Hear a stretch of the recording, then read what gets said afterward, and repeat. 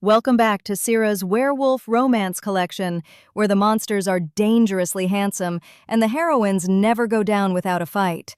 Quick question for the pack before we dive into today's chaos. If you had to choose right now, are you teaming up with a dominant alpha wolf or a cocky dragon king?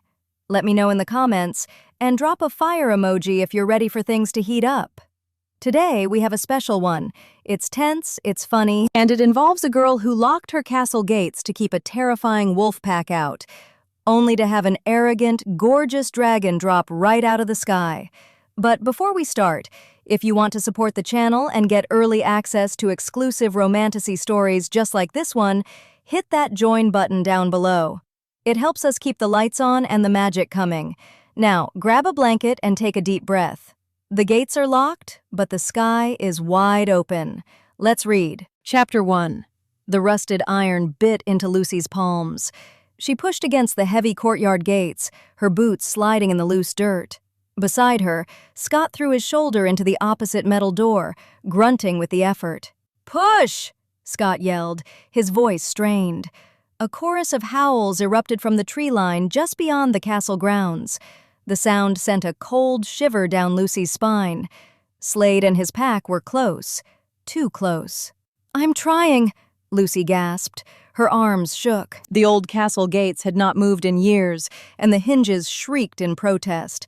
A large gray wolf burst from the trees, sprinting across the open field toward them. Saliva flew from its jaws. "Scott, hurry!" With a final desperate shove, the two iron doors crashed together. The sound echoed off the high stone walls of the keep. Scott snatched the thick wooden crossbar from the ground and dropped it into the iron brackets just as a crushing weight slammed into the other side. The impact rattled the gates. Wood groaned. Dust fell from the stone archway overhead. Lucy stumbled back, gasping for air. Her heartbeat slammed against her ribs like a runaway train. She stared at the thick oak crossbar. A hairline fracture appeared right down the middle. "They are going to break it," Lucy said. She grabbed a rusted iron pipe from a pile of debris near the wall. It was a pathetic weapon against a pack of wolves, but it was all she had. A man's voice boomed from the other side of the gate, rough and loud. "Slade." "You can't lock me out of my own territory, Lucy," Slade shouted. His fists pounded against the iron. "Open the gate. The old man is gone. This land belongs to the pack now." "This keep belongs to me," Lucy yelled back. She stepped closer to the gate, gripping the pipe tight. "My grandfather left it to me. Take your mutts and leave." Slade laughed. The sound carried a cruel, sharp edge. "A human girl cannot hold a border." "And your brother?" Slade's voice lowered, dripping with venom. "Scott is a traitor. A beta without a pack. The moment that wood snaps, I will rip his throat out, and then you will sign the deed over to me." Scott bared his teeth. His eyes flashed amber, the wolf inside him fighting to break free. He stepped in front of Lucy, shielding her from the gate. "He thinks he can scare me into giving up my home?" Lucy thought, her grip tightening. "I will burn this place to the ground before I hand him the keys." Another heavy thud shook the gates. Two wolves threw themselves at the iron. The wooden crossbar cracked louder. Splinters flew into the courtyard dirt. "Get back to the main house," Scott ordered. He rolled his shoulders, preparing to shift into his wolf form. "When they break through, run. Do not look back." "I am not leaving you here to fight a whole pack alone," Lucy said, standing her ground. "You can't fight them." "Lucy!" The gates bulged inward. The hinges screamed, bending under the pressure. The metal locking mechanism snapped, the sharp sound cutting through the night air. The wolves cheered outside. Slade barked an order to hit the doors one more time. Lucy braced herself. She raised the iron pipe. The wood crossbar bent, ready to snap in two. The pack hit the gates. Then, the sky tore open. Chapter 2. A deafening roar split the air, drowning out the wolves. It did not sound like an animal. It sounded like a jet engine failing in midair. Lucy looked up. A dark shadow blotted out the moon. Something plummeted straight down from the clouds, moving at terrifying speed. The wind howled around it, tearing through the courtyard. "Move!" Scott grabbed Lucy by the jacket and yanked her backward. They dove behind a crumbled stone fountain just as the object struck the earth. The impact hit like a bomb. The ground rolled under Lucy's stomach. A shockwave of dirt, gravel, and shredded grass exploded outward, pelting the stone walls. The courtyard gates rattled in their frames.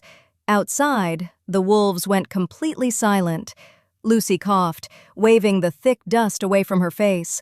Her ears rang. She peeked over the edge of the broken fountain. A crater smoked in the center of the courtyard. The stone pavers were pulverized into powder. Heat rolled off the blast zone in thick waves. Scott stared, his mouth open. What in the world was that? A figure moved inside the smoke. Lucy held her breath. A man stood up from the center of the crater. He was tall, dressed in a sharp, dark suit that looked untouched by the fall. He rolled his neck, a loud pop echoing in the quiet courtyard. He brushed a layer of gray ash off his sleeve with casual annoyance. "I need a sanctuary, and this pile of rocks will have to do," Jeffrey thought, scanning the run-down keep. Not exactly royal quarters, but the isolation is perfect. He stepped out of the crater. His boots crunched on the broken stone. He had dark hair and piercing eyes that caught the faint moonlight. He did not look hurt. He did not even look winded. He looked like a man who had just stepped off a train, not someone who had fallen from the clouds. "Who are you?" Lucy called out. She stood up, gripping her iron pipe. Her hands shook. The man turned his head. His gaze locked onto her. The intensity in his eyes felt like a physical shock. He took a step toward her, but stopped when the heavy iron gates groaned. Outside, Slade found his voice. "Who is in there?" the Alpha roared. The sound of claws scratching against metal followed. "Break the gate down, now!" The wolves resumed their assault. The cracked wooden crossbar finally gave way with a loud snap. The gates swung inward, screeching on their bent hinges. Slade strode into the courtyard. He was a mountain of a man, wearing a thick leather coat. 5 large wolves flanked him, their teeth bared, growling at the stranger in the center of the yard. The stranger did not flinch. He put his hands in his pockets and turned to face the Alpha. "You are making a lot of noise," the stranger said. His voice was smooth, carrying a quiet authority that made the hair on Lucy's arms stand up. Slade stopped. He sniffed the air, his nose wrinkling. He could not place the scent. It smelled like warm ash and danger. "This is pack business," Slade growled, taking a step forward. He pointed a thick finger at Lucy. "That girl owes me this land. Step aside, human, or die with her." The stranger glanced back at Lucy, then looked at Slade. A slow, sharp smile spread across his face. "She doesn't owe you anything," he said. Chapter 3. Slade's eyes flashed with anger. He stepped closer to the stranger, trying to use his sheer size to intimidate him. The Alpha towered over most men, but the stranger did not back away. He stood his ground, completely relaxed. "You do not know who you are talking to," Slade warned. His voice dropped into a low rumble. He tried to push his Alpha aura outward, a trick to force lesser wolves and humans to submit. The stranger tilted his head. "I know exactly what you are. A dog barking at a door." A low growl ripped through the courtyard. The 5 wolves behind Slade tensed, ready to leap. Scott stepped out from behind the fountain, his hands balled into fists, ready to help the stranger fight. Lucy watched the man in the suit. He had no weapons. He was outnumbered, yet he looked bored. If he fights them, he dies, Lucy thought, and then we die right after. The stranger turned his back on Slade. He walked straight toward Lucy. He moved with a strange, fluid grace. He stopped right in front of her. Up close, she could feel the heat radiating off his skin. It was unnatural. "My name is Jeffrey," he said, his voice dropping so only she could hear. "You need these wolves gone. I need a place to stay." Lucy stared at him. "You fell from the sky." "I fall from a lot of places," Jeffrey said. He looked over her shoulder at Slade. "Play along, or lose your house." Before Lucy could ask what he meant, Jeffrey reached out. He wrapped a strong arm around her waist and pulled her flush against his side. The sudden contact made her gasp. His body felt like a furnace. Jeffrey looked back at Slade, his face hardened. "You are trespassing on my fiancé's property," Jeffrey stated loud and clear. "Take your mutts and get off my land." Silence hung in the air. Scott dropped his fighting stance, staring at Lucy in pure shock. Slade's jaw tightened. He looked from Jeffrey to Lucy, his eyes narrowing with suspicion. "Fiancé?" The old man never mentioned an engagement. "The old man didn't know," Lucy lied, finding her voice. She forced herself to lean into Jeffrey's side, resting her hand on his chest. His heart beat slow and steady beneath his shirt. "We wanted to keep it private." This arrogant stranger is my only way out, Lucy realized. If Slade thinks the property is protected by someone else, he might back off. Slade sneered. "A convenient lie. You think claiming to marry a human will save you? The pack laws say an unbonded female cannot hold territory alone. A fake ring won't stop me from taking what is mine." "It isn't a fake ring," Jeffrey said, his arm tightened around Lucy. "And I am not a human you want to test." Slade let out a sharp bark of laughter. "You think you scare me? You have no weapons. You have no pack. The gates are broken. The keep is wide open."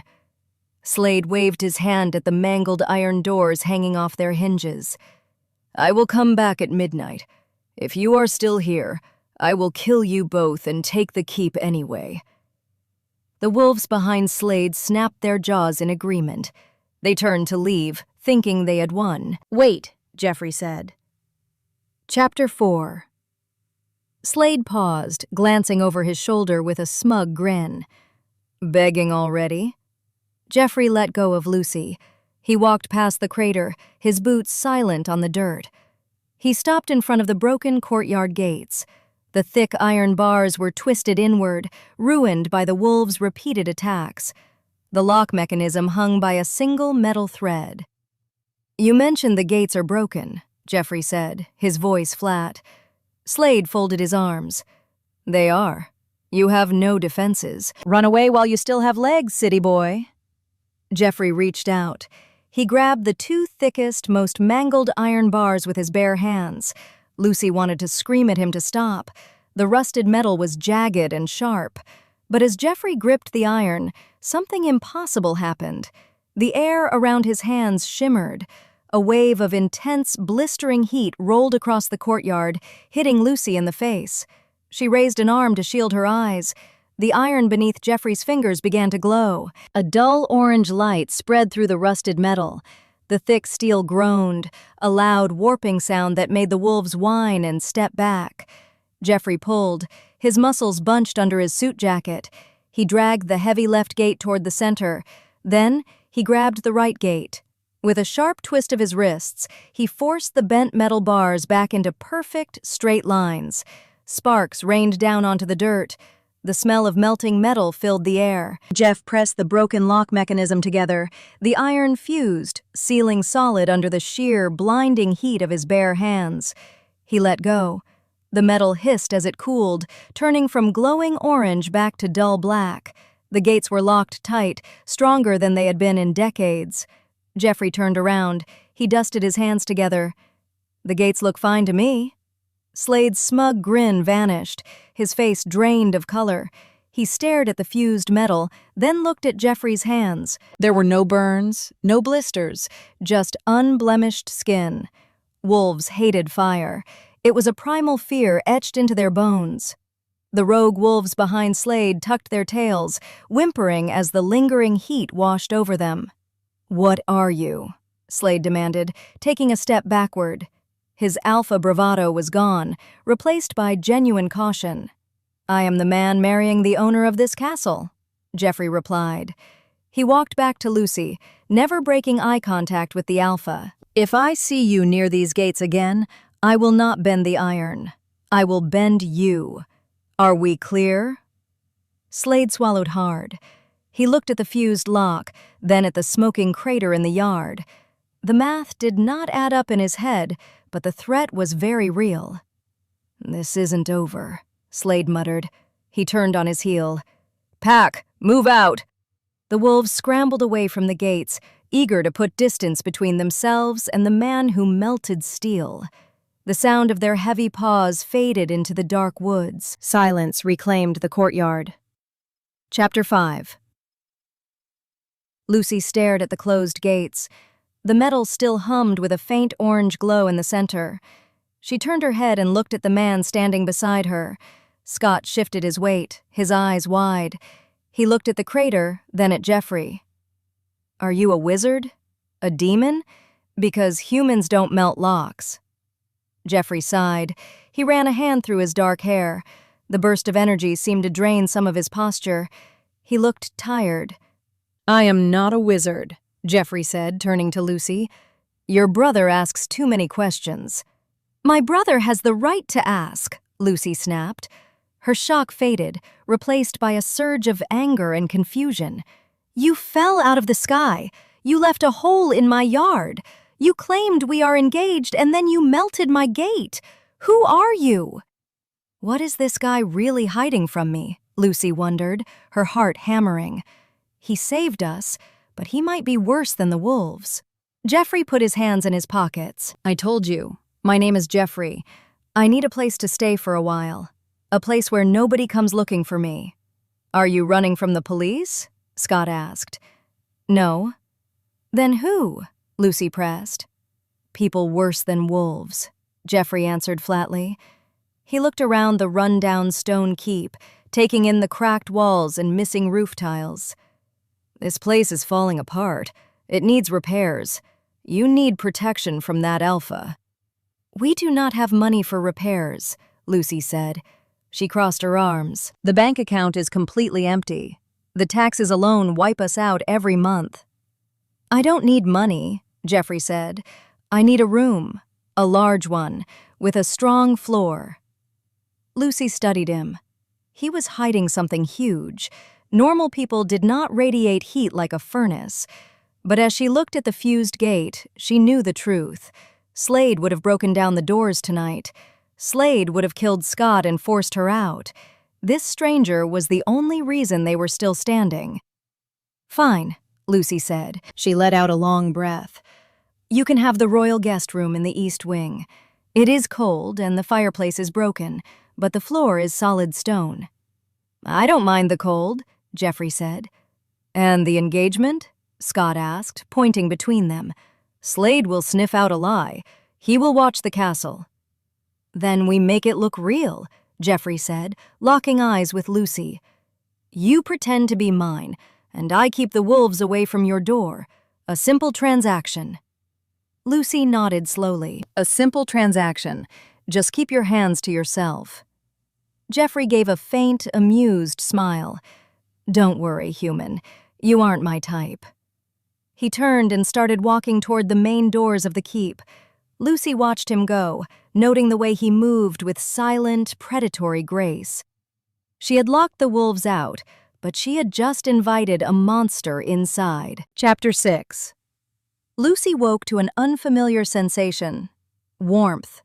The stone walls of the keep usually held a bitter, bone-deep chill that required 3 layers of wool to tolerate.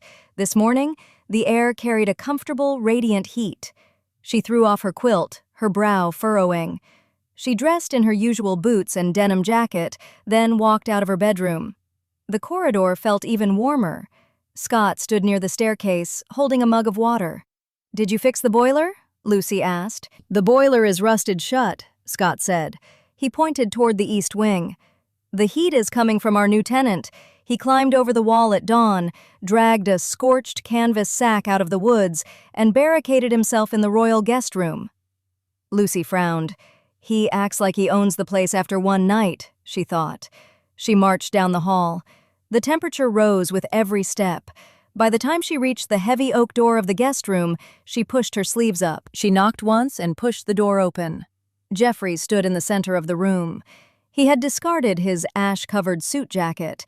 He wore a simple black shirt, the fabric stretched tight across his shoulders. He pulled strange metallic objects out of a charred canvas sack and lined them up on the dusty wooden dresser. The room itself was a disaster. The fireplace remained broken, the stones cracked and useless. The grand canopy bed lacked a mattress, yet the air felt like a humid summer afternoon. "You are turning my castle into an oven," Lucy said.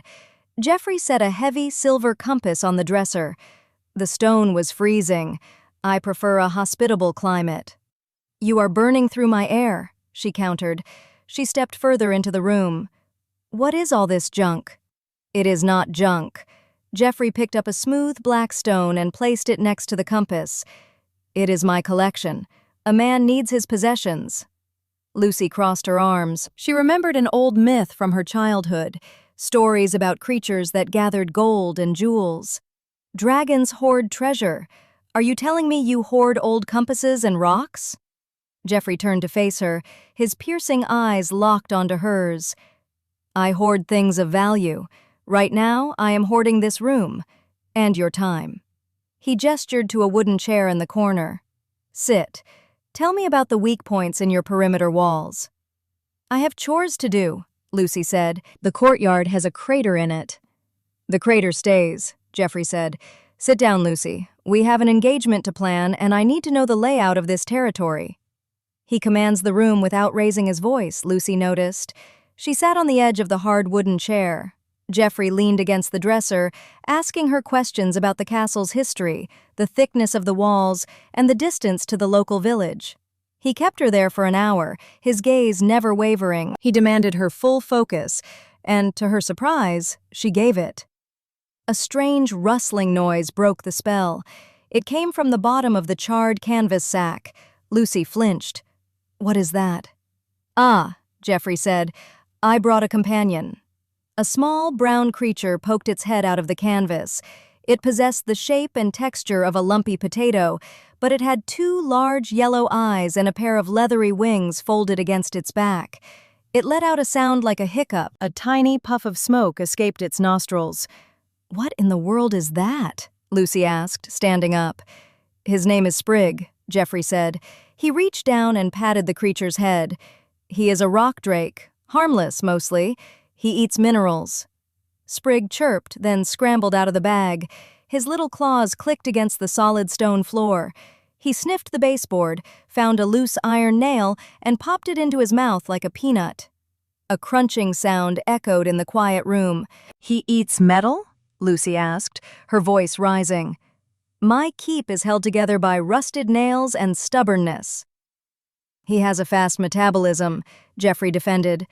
Sprig swallowed the nail, gave a satisfied burp, and spread his wings. He fluttered into the air, hovering for a second before darting out the open bedroom door and into the hallway. "Get back here!" Jeffrey shouted, lunging forward. Lucy groaned, running after him. "If that potato eats my hinges, I will throw him over the wall." Chapter 7.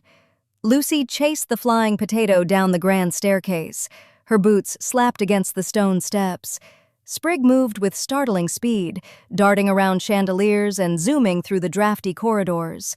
Jeffrey ran right behind her, his silent strides eating up the distance. "Do not startle him. If he panics, he will spit embers." "I will give him a reason to panic," Lucy yelled. They reached the ground floor. The sound of aggressive crunching led them straight to the kitchen. Lucy skidded to a halt in the doorway. Sprig clung to the wooden pantry door. He had a chunk of the brass handle in his mouth. He chewed it with a loud, grating noise, his yellow eyes wide. "Drop it," Jeffrey commanded, using his authoritative tone. Sprig swallowed the brass, burped, and took a bite out of the wood itself. "Hey!" Lucy lunged forward. Sprig let go of the door, flapping his wings. He zipped past Lucy's head, tangling his claws in her hair for a split second before launching himself toward the dining hall. Lucy spun around, losing her footing on the slit kitchen tiles. She fell backward. Before she hit the floor, Jeffrey caught her arm. His grip felt like a heated iron band. He pulled her upright, hauling her flush against his chest. They collided. The impact knocked the breath from Lucy's lungs. She stared up into his face, their noses inches apart. The scent of warm cedar wrapped around her, a comforting, rich aroma that erased the damp smell of the old keep. "Careful," Jeffrey said. His voice dropped an octave. "He caught me without even looking," Lucy realized, her pulse jumping. She pushed away, her cheeks burning. "We have to catch him before he eats the structural supports." They sprinted into the dining hall. Sprig hovered near the ceiling, examining a tarnished silver candlestick on a high shelf. "Sprig, come down here right now," Jeffrey said, holding out his hands. The little rock drake ignored him. He dove for the candlestick. Lucy grabbed a decorative throw pillow from a dusty armchair. She aimed and threw it. The pillow struck Sprig mid-flight. The creature gave a surprised squeak and plummeted toward the floor. Jeffrey dove, sliding across the rug, and caught Sprig in his hands before the rock drake hit the ground. Sprig squirmed, letting out a frustrated chirp, but Jeffrey held him firm. "Got him," Jeffrey announced, sitting on the floor. He looked ridiculous, a dangerous man in a sharp black shirt wrestling a winged potato on a floral rug. Lucy let out a breath. Then a chuckle escaped her lips. The sheer absurdity of the situation hit her all at once. Yesterday, she faced a pack of bloodthirsty wolves. Today, she threw a pillow at a metal-eating reptile. She started to laugh. It started small, a quiet giggle, but soon she doubled over, her hands on her knees. The stress of the past 24 hours dissolved into genuine amusement. Jeffrey watched her. The hard lines of his face softened. A genuine smile broke through his stern expression. "She looks at me like a man, not a monster," Jeffrey thought. "I want to keep that look on her face." The fake engagement, the threat of Slade, the broken courtyard gates, all of it faded away for a brief moment. Lucy sank onto the floor across from him, catching her breath. "You need a leash for that thing," she said, pointing a finger at Sprig. "Dragons do not wear leashes," Jeffrey replied, scratching the creature behind its small horns. "But I will keep him confined to the east wing." Lucy looked at Jeffrey, the laughter fading into a comfortable silence. The fake smiles they wore for Slade were gone. This felt real. The air between them held a new, unspoken tension. "Tomorrow is market day," Lucy said, breaking the quiet. "We need food, real food, not brass handles." "Then we will go to the market," Jeffrey agreed, "and we will let the village see the new king of this keep."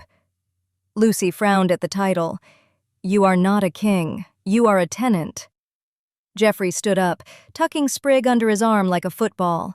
He looked down at her, the playful energy vanishing, replaced by quiet confidence. "To them, I will be a king," Jeffrey said. "Get some rest, Lucy. Tomorrow, we put on a show." Chapter 8. The walk to the local village took an hour. The dirt road wound through a dense pine forest, emerging into a small, bustling settlement near the river. Lucy walked beside Jeffrey, her boots kicking up dust. True to their deal, Jeffrey held her hand. His palm felt hot against hers. The physical contact sent a jolt up her arm every time their knuckles brushed. "Keep your head up," Jeffrey instructed. He kept his gaze forward, scanning the crowd of villagers and merchants. "You are the lady of the keep. Do not look at the dirt." Lucy straightened her spine. The village square hummed with activity. Stalls lined the muddy street, selling everything from root vegetables to coarse wool. As they walked, conversations stopped. Villagers turned their heads. Everyone knew Lucy, and everyone knew Slade wanted her land. Seeing her walk hand in hand with a tall, imposing stranger sent ripples of gossip through the crowd. They stopped at the butcher's stall. A thick man with a stained apron wiped a cleaver with a rag. He eyed Jeffrey up and down. "Morning, Lucy," the butcher said, his tone lacking respect. "Thought the wolves would have chased you out by now." "I am still here, Miller," Lucy said. She pointed to a slab of salted beef. "I need provisions, 5 pounds of beef and a dozen potatoes." Miller tossed the meat onto an iron scale. He grabbed a handful of dirt-covered potatoes and dropped them in a sack. "That will be 10 copper coins." Lucy stiffened. 10 copper coins threatened her last remaining funds, an amount that would destroy her winter budget. The financial hit would leave her with nothing to fix the broken roof tiles or buy firewood. Last week it was 3 copper. "Prices go up when the roads get dangerous," Miller sneered. "Slade's pack is restless. Hazard pay." Lucy opened her mouth to argue, but Jeffrey squeezed her hand. He let go of her fingers and stepped up to the wooden stall. 10 copper is robbery," Jeffrey said. His voice carried a dangerous, quiet edge. Miller puffed out his chest. "I do not know you, city boy. Pay the price or starve." Jeffrey placed his bare hands flat on the butcher's wooden counter. He did not raise his voice. He did not pull a weapon. He simply stared at the butcher. The air inside the stall grew suffocating. Heat rolled off Jeffrey in thick waves. The salted beef on the iron scale began to sizzle. A drop of grease hit the metal and popped. The iron scale itself started to bend, the metal warping under the sheer ambient temperature radiating from the stranger. Miller's face turned bright red. Sweat beaded on his forehead. He took a step back, hitting the rear wall of his stall. The air felt like the inside of a furnace. "This man is going to cook me alive," Miller realized, panic flashing in his eyes. Jeffrey leaned forward. "Let us reevaluate the hazard pay. 3 copper coins, and you will carry the sack to the edge of the village for us." 3, Miller choked out, wiping sweat from his eyes. 3 is fine." Jeffrey lifted his hands from the counter. The oppressive heat vanished instantly. The air returned to the crisp autumn chill. The butcher gasped for breath, his hands shaking as he tied the sack of food. Lucy watched the exchange in stunned silence. Jeffrey had protected her without lifting a single finger. He used fear as a weapon, wielding it with flawless precision. Jeffrey turned back to Lucy. He held out his hand. She placed her palm in his. They walked away from the stall, leaving the terrified butcher behind. "You did not have to threaten him," Lucy said, though a small smile tugged at her lips. "I did not threaten him," Jeffrey replied, keeping his pace steady. "I merely negotiated. Greed is a disease. Sometimes it requires a fever to burn it out." Lucy squeezed his hand. The villagers parted for them, stepping out of the way. No one else tried to overcharge her. No one mentioned Slade. For the first time since her grandfather died, Lucy felt truly safe. "He is a monster," she reminded herself, "but he is my monster right now." Chapter 9. The keep fell silent after midnight. The warmth that usually drifted from the east wing vanished, replaced by the familiar, biting cold that crept through the stone floors. Lucy woke with a shiver. She pulled her quilt tighter, but the chill sank into her bones. Something was wrong. The makeshift furnace was broken. She threw on her thick denim jacket over her clothes, grabbed a candle, and stepped into the hallway. The air felt like a freezer. Her breath plumed in front of her face. She hurried to the royal guest room. The heavy oak door stood slightly ajar. "Jeffrey?" she called out softly. She pushed the door open. The room sat in total darkness. The candle flame flickered, casting long shadows against the cracked walls. Jeffrey sat in the corner, leaning against the cold stone of the broken fireplace. His knees were drawn to his chest. He was shaking. Harsh tremors racked his broad shoulders. Lucy rushed to his side. She dropped the candle on the dusty dresser and fell to her knees. "Jeffrey, what is wrong?" She reached out and touched his arm. She yanked her hand back. His skin felt like a block of ice. The unnatural, blistering heat vanished. His dark hair clung to his forehead, slick with a cold sweat. Deep, dark veins pulsed visibly against his pale neck. "Stay back," Jeffrey gritted out. His teeth chattered. He squeezed his eyes shut, fighting a wave of agony. "You are freezing," Lucy said, panic gripping her chest.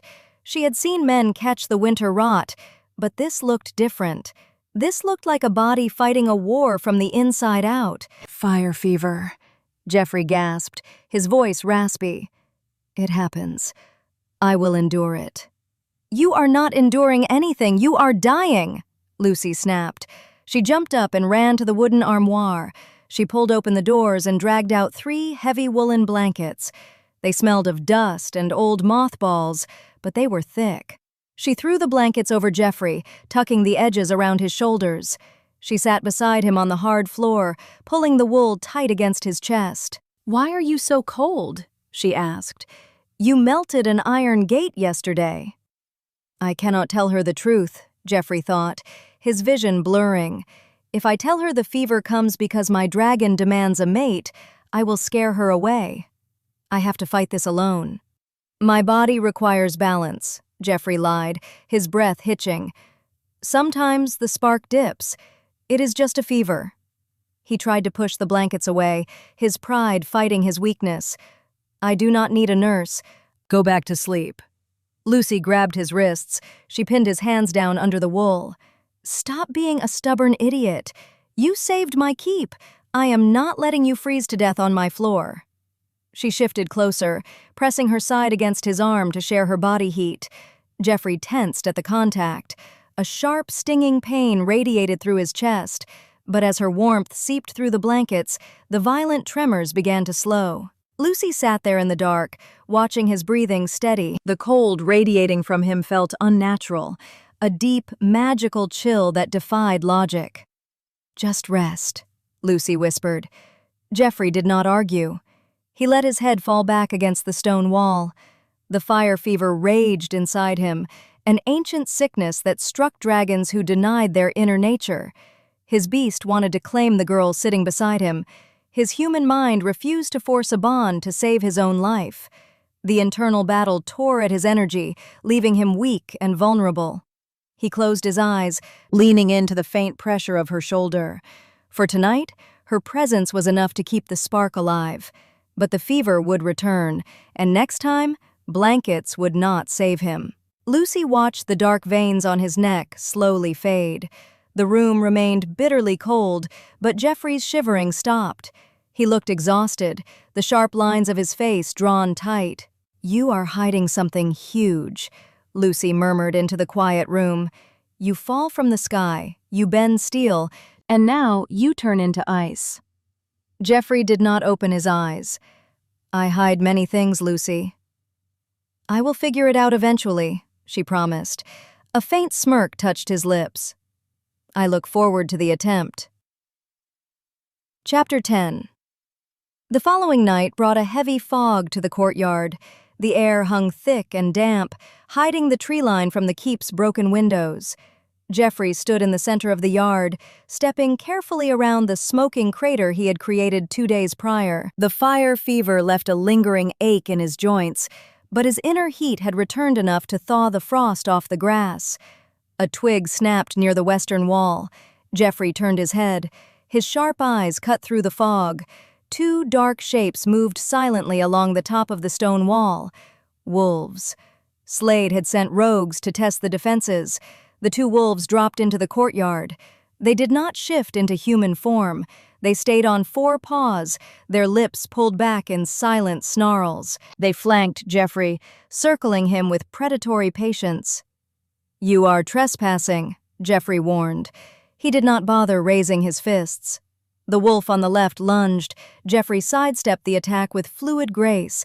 He reached out, grabbing the wolf by the scruff of its neck, and threw the heavy beast into the crumbled stone fountain. The animal yelped as the stone shattered upon impact. The second wolf sprang from behind. Instead of aiming for Jeffrey's throat with its teeth, the wolf swung a fit glass vial clamped in its jaws. The vial struck Jeffrey squarely in the chest. Glass shattered against his shirt. A cloud of fine gray dust exploded outward, coating Jeffrey's face and chest. The scent of bitter earth filled his lungs. Weeping stone, Jeffrey realized, his stomach dropping. The rare river mineral acted like poison to a dragon. It suffocated the inner spark instantly. A sharp, stinging shock gripped Jeffrey's chest, like a punch to the gut. His breath vanished. The heat radiating from his skin snuffed out like a blown candle. His knees buckled. He fell to the dirt, grasping at his shirt. The toxic dust burned his skin, leaving harsh red welts wherever it touched. His muscles locked, paralyzed by the chemical reaction. The first wolf recovered from the fountain and advanced, baring its fangs. The beast smelled the sudden weakness. The unnatural heat that terrified them was gone. Jeffrey fought through the paralysis. He dug deep into his failing reserves. As the wolf lunged for his face, Jeffrey swung a heavy, ash-covered fist. The blow struck the wolf's jaw with the force of a hammer. Bone cracked. The wolf spun through the air, hitting the dirt and lying still. The second wolf, seeing its partner fall, hesitated. It looked at the gray dust covering the man, then bolted for the wall, scrambling over the stones and disappearing into the fog. Jeffrey dropped his head to the dirt, gasping for air. The weeping stone dust continued to burn his chest. Every inhale felt like drawing broken glass into his lungs. He stared at the shattered vial on the ground. The rogues did not come to kill him tonight. They came to test a weapon. Slade had figured out how to fight fire. If Slade has that stone, my people are in grave danger, Jeffrey thought. His hidden city, Pyre, relied on his strength.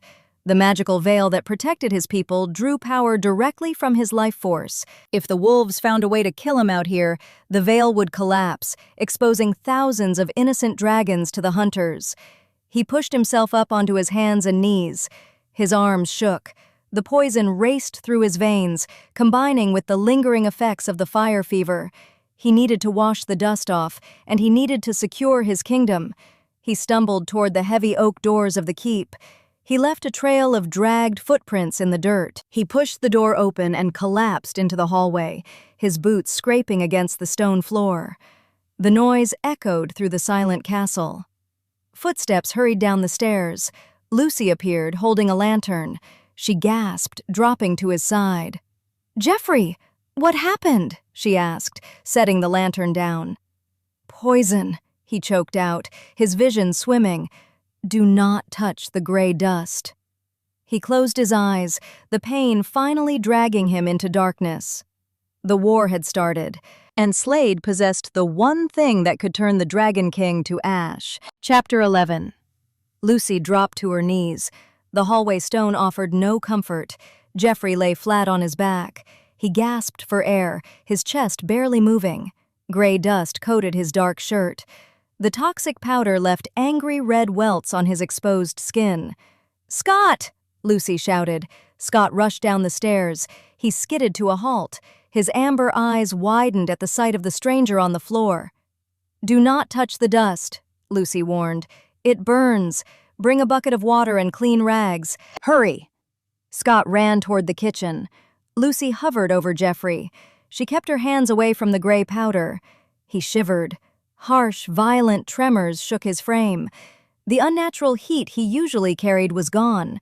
In its place, a bitter cold radiated from his skin. The chill crept up Lucy's arms. Why does he feel like a frozen corpse? Lucy wondered, panic rising in her throat. Scott returned. He set a wooden bucket of water on the floor. He dropped a pile of white cloth rags next to it. "Watch the doors," Lucy told her brother. "Slade might send more wolves." Scott nodded and headed for the entrance. Lucy dipped a rag into the cold water. She wrung it out. She leaned over Jeffrey. "This might sting," she said. She wiped the wet cloth across his neck. The gray dust clung to his skin, but the water washed it away. Jeffrey flinched. A sharp hiss escaped his lips. Lucy rinsed the rag. The clear water in the bucket turned a murky gray. She unbuttoned his black shirt. Her fingers brushed his chest. He felt like a block of ice left in the winter snow. Deep blue veins pulsed under his pale skin. His blood ran cold. The sight made her stomach twist. She scrubbed the toxic powder from his collarbones. She worked with careful, deliberate strokes. She cleaned his arms, his chest, and his throat. The angry red welts remained, but the burning dust was gone. Jeffrey stopped gasping. His breathing leveled out. He kept his eyes shut. "You are freezing," Lucy whispered. She dropped the dirty rag into the bucket. She grabbed a dry cloth and patted his skin. The physical closeness made her heart race. She sat back on her heels. Jeffrey opened his eyes. They lacked their usual piercing intensity. He looked exhausted. He turned his head and looked at her. "You cleaned the weeping stone," he rasped. "If that is what you call the gray dirt, yes," Lucy said. "But your skin is like ice. The blankets did not work last night. What do I do now?" Jeffrey shifted on the floor. He tried to sit up, but his arms gave out. He fell back against the stone. "I cannot fight this without her," Jeffrey admitted to himself. The fire fever demanded a bond. The weeping stone had drained his remaining strength. "Give me your hands," Jeffrey said. Lucy frowned. "My hands are cold." "Give them to me." She reached out. She placed her bare palms flat against his bare chest. A sudden spark jumped from her skin to his. Lucy gasped. The cold under her fingers began to retreat. A faint, glowing warmth spread through Jeffrey's chest, right where her hands rested. Jeffrey let out a long breath. The harsh lines of his face softened. The blue veins faded from sight.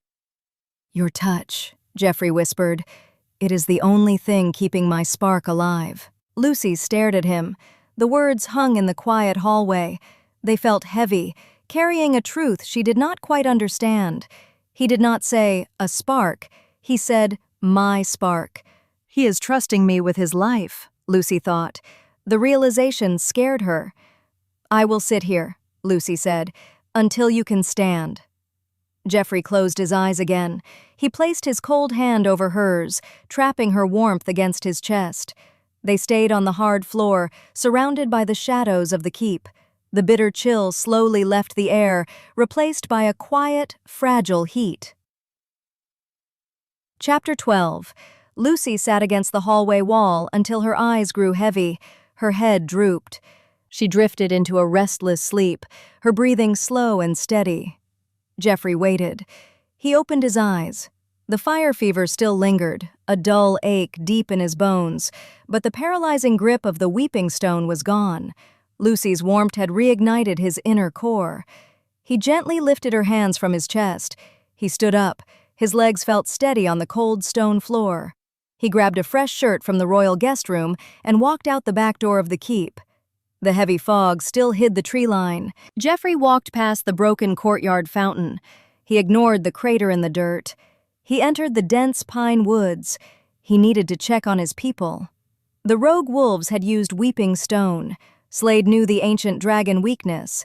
The threat was real. Jeffrey hiked for an hour in the dark. The trees gave way to a dead, rocky gorge. Humans avoided this desolate place. The steep cliffs offered nothing but loose rocks and danger. Jeffrey stopped at a solid rock wall at the end of the ravine. He pressed his palm against the rough, freezing stone.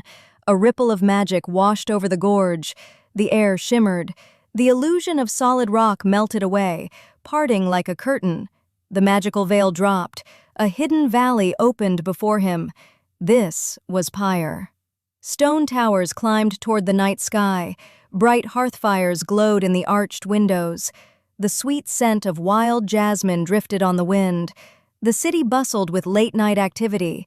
Blacksmiths hammered iron on anvils. Merchants arranged their wooden stalls for the morning shift. Thousands of dragons lived here, safe behind the powerful magic.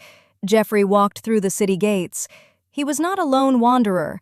He was the shield for this entire hidden valley.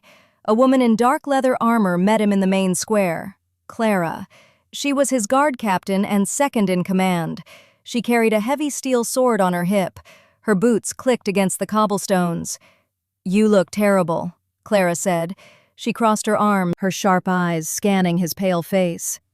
"I took a direct hit from Weeping Stone," Jeffrey said. His voice was grim. Clara stiffened. Her casual posture vanished in an instant. "The wolves have the stone?" "Yes. Slade sent rogues to test his new weapons. How are the city wards holding up?" Clara sighed. She ran a hand through her short hair. "The cloaking wards drained our winter treasury. We have 0 copper pieces left. We cannot buy grain from the eastern merchants. Starvation will hit the outer districts in a week. The financial ruin is severe." She carries too much weight on her shoulders, Jeffrey thought. He hated leaving them in this state. "We do not have to hide much longer," Jeffrey said. The game changed tonight. Slade is hunting me. If I fall out there, the veil falls with me. Pyre burns. Clara gripped the hilt of her sword. Her jaw tightened. Tell me the plan. Prepare the city for war, Jeffrey ordered. Sharpen the steel. Count the spears. Double the patrols on the lower ridges. No one leaves the valley. I will handle the Alpha. You are one man out there, Clara argued. Let me bring a guard squad. We can slaughter that wolf pack in an hour and end this. If an army of dragons marches out of this gorge, the human hunters will track you back here. We stay hidden until Slade is dealt with. That is final. Clara nodded, unhappy but fiercely loyal. Understood. Watch your back. Jeffrey turned back toward the magical veil. He needed to return to the keep before dawn. Lucy would panic if she woke up and found the hallway empty. He stepped back into the rocky gorge. The magic sealed the rock wall behind him, hiding Pyre from the world once more. The fragrance vanished into the cold night air. He walked back through the dark woods alone. The stakes were clear. He had to protect Lucy, and he had to protect his kingdom. Failure meant death for everyone he cared about. Chapter 13. Morning sunlight poured through the cracked windows of the keep. Lucy woke up on the hard hallway floor. Her neck ached. She rubbed her eyes and looked around. Jeffrey was gone. She scrambled to her feet, panic gripping her chest. She hurried toward the kitchen. Jeffrey stood by the counter, holding a simple clay mug of water. He looked tired, but the deadly chill was gone from his skin. Before she could speak, Scott marched through the front doors. His boots hit the stone with heavy thuds. He held a rolled piece of animal hide in his fist. A rogue dropped this over the fused gates at dawn, Scott said. He thrust the leather hide into Lucy's hands. She unrolled it. The message was scrawled in dark ink. It was short and direct. Parley at the border of the woods. Noon. Bring the stranger. Slade wants to talk, Lucy said. She tossed the leather onto a dusty wooden table. It is an obvious trap, Jeffrey stated. He took a slow sip of water. I will go out there alone. I will end this feud today. No, Lucy argued, shaking her head. He called for a formal parley. Under old pack rules, a parley is a sacred meeting. No blood can be shed. If you go out there alone, you prove our engagement is a complete lie. He needs to see us united. He needs to see the true lady of the keep standing her ground. Scott crossed his arms. Lucy, you cannot fight an entire wolf pack if things go wrong. I will not fight, Lucy replied.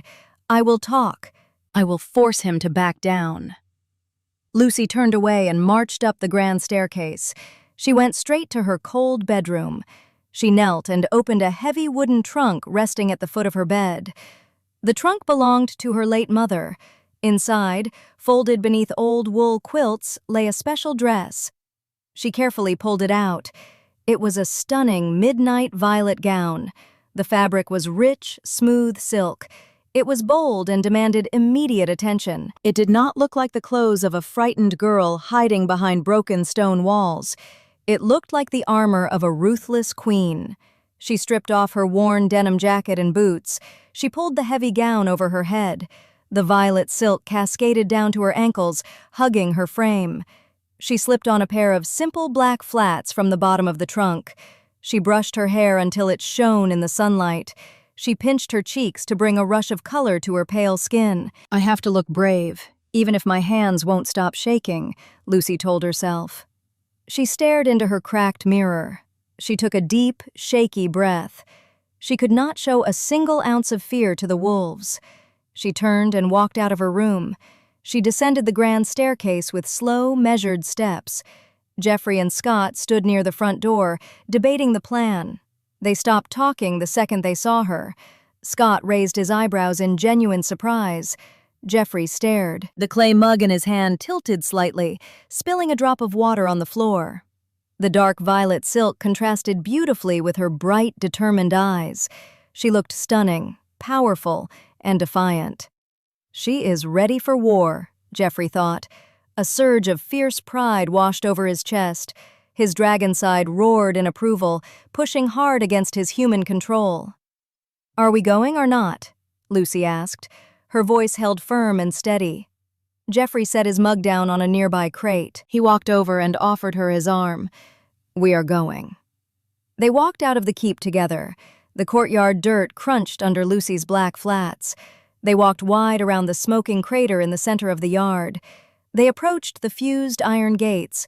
Since Jeffrey had melted the main lock, Scott pulled open the small wooden side door to let them out. They stepped onto the open field. The long walk to the tree line felt endless. The sun beat down on the wild grass. Lucy kept her back straight. She gripped Jeffrey's arm tight. He radiated a steady, comforting heat that chased away her lingering nerves. "Do not let him bait you," Jeffrey whispered as they neared the dark woods. "Slade feeds on anger and fear. Stay calm. Let him talk first." "I know how to handle a local bully," Lucy said. They reached the border. The tall pine trees cast long, dark shadows over the grass. Slade stood waiting in the shade. 10 large wolves flanked him, their sharp teeth bared. Slade wore his usual thick leather coat. He smirked when he saw Lucy's elegant dress. "You dressed up for your official surrender," Slade called out. "I dressed up to tell you to leave my land forever," Lucy corrected him. The parley had begun. Chapter 14. Slade laughed. The harsh sound echoed through the pine trees. The 10 wolves behind him mirrored his amusement with low, rumbling growls. "You are bold today, Lucy," Slade said. He took a step out of the shadows. "But a fancy dress does not change the law. An unbonded human cannot hold a pack border." Lucy lifted her chin. She kept her hand wrapped firmly around Jeffrey's arm. "I am bonded. Jeffrey and I are engaged. This keep and the land around it belongs to us. You have no claim here."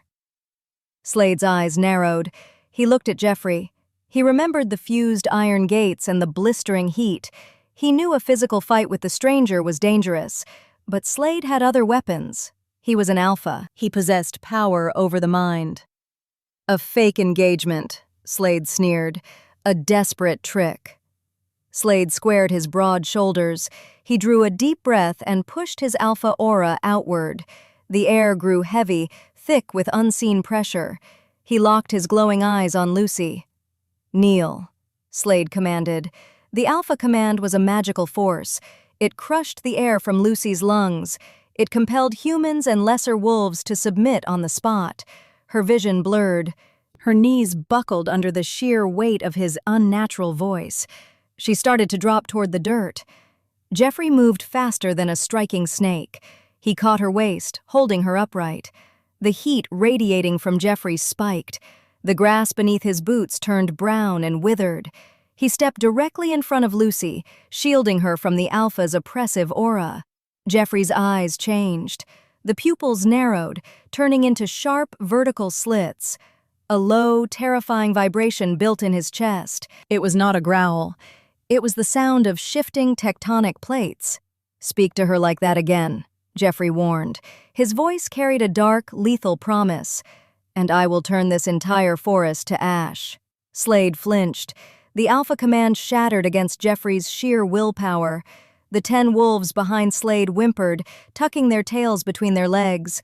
The oppressive heat rolling off the stranger terrified them. "This man is a walking inferno," Slade realized, his confidence faltering. The weeping stone had not killed him. "You protect her now," Slade said, trying to recover his pride. "But you cannot stay awake forever. The pack has time. We will wait until you drop your guard." "You will die waiting," Jeffrey replied. His vertical slits tracked Slade's every movement.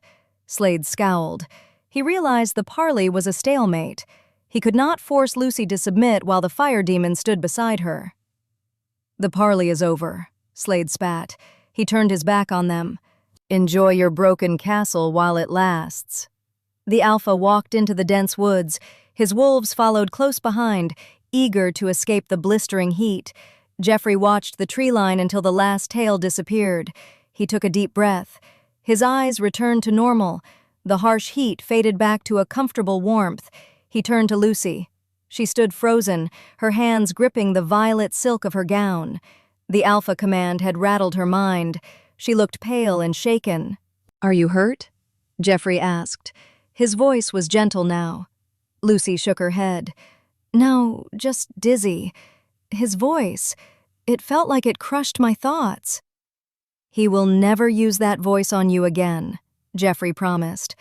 "I will not allow it." Lucy looked up at him. She saw the genuine concern etched into his sharp features. He was a dangerous, terrifying force, but he aimed all of that danger at her enemies. "Let us go back," she said softly. "The dress is heavy." Jeffrey offered his arm again. They walked away from the tree line. The open field felt vast and empty. The tension of the standoff drained away, leaving a strange, quiet space between them. "He caught me before I hit the ground," Lucy thought. "He is always catching me." They approached the stone keep. Scott stood by the wooden side door, looking relieved to see them walking back unharmed. The battle of words was won, but the real war was just beginning. The pack would not stop until they took the land, and Jeffrey would not stop until the wolves were gone.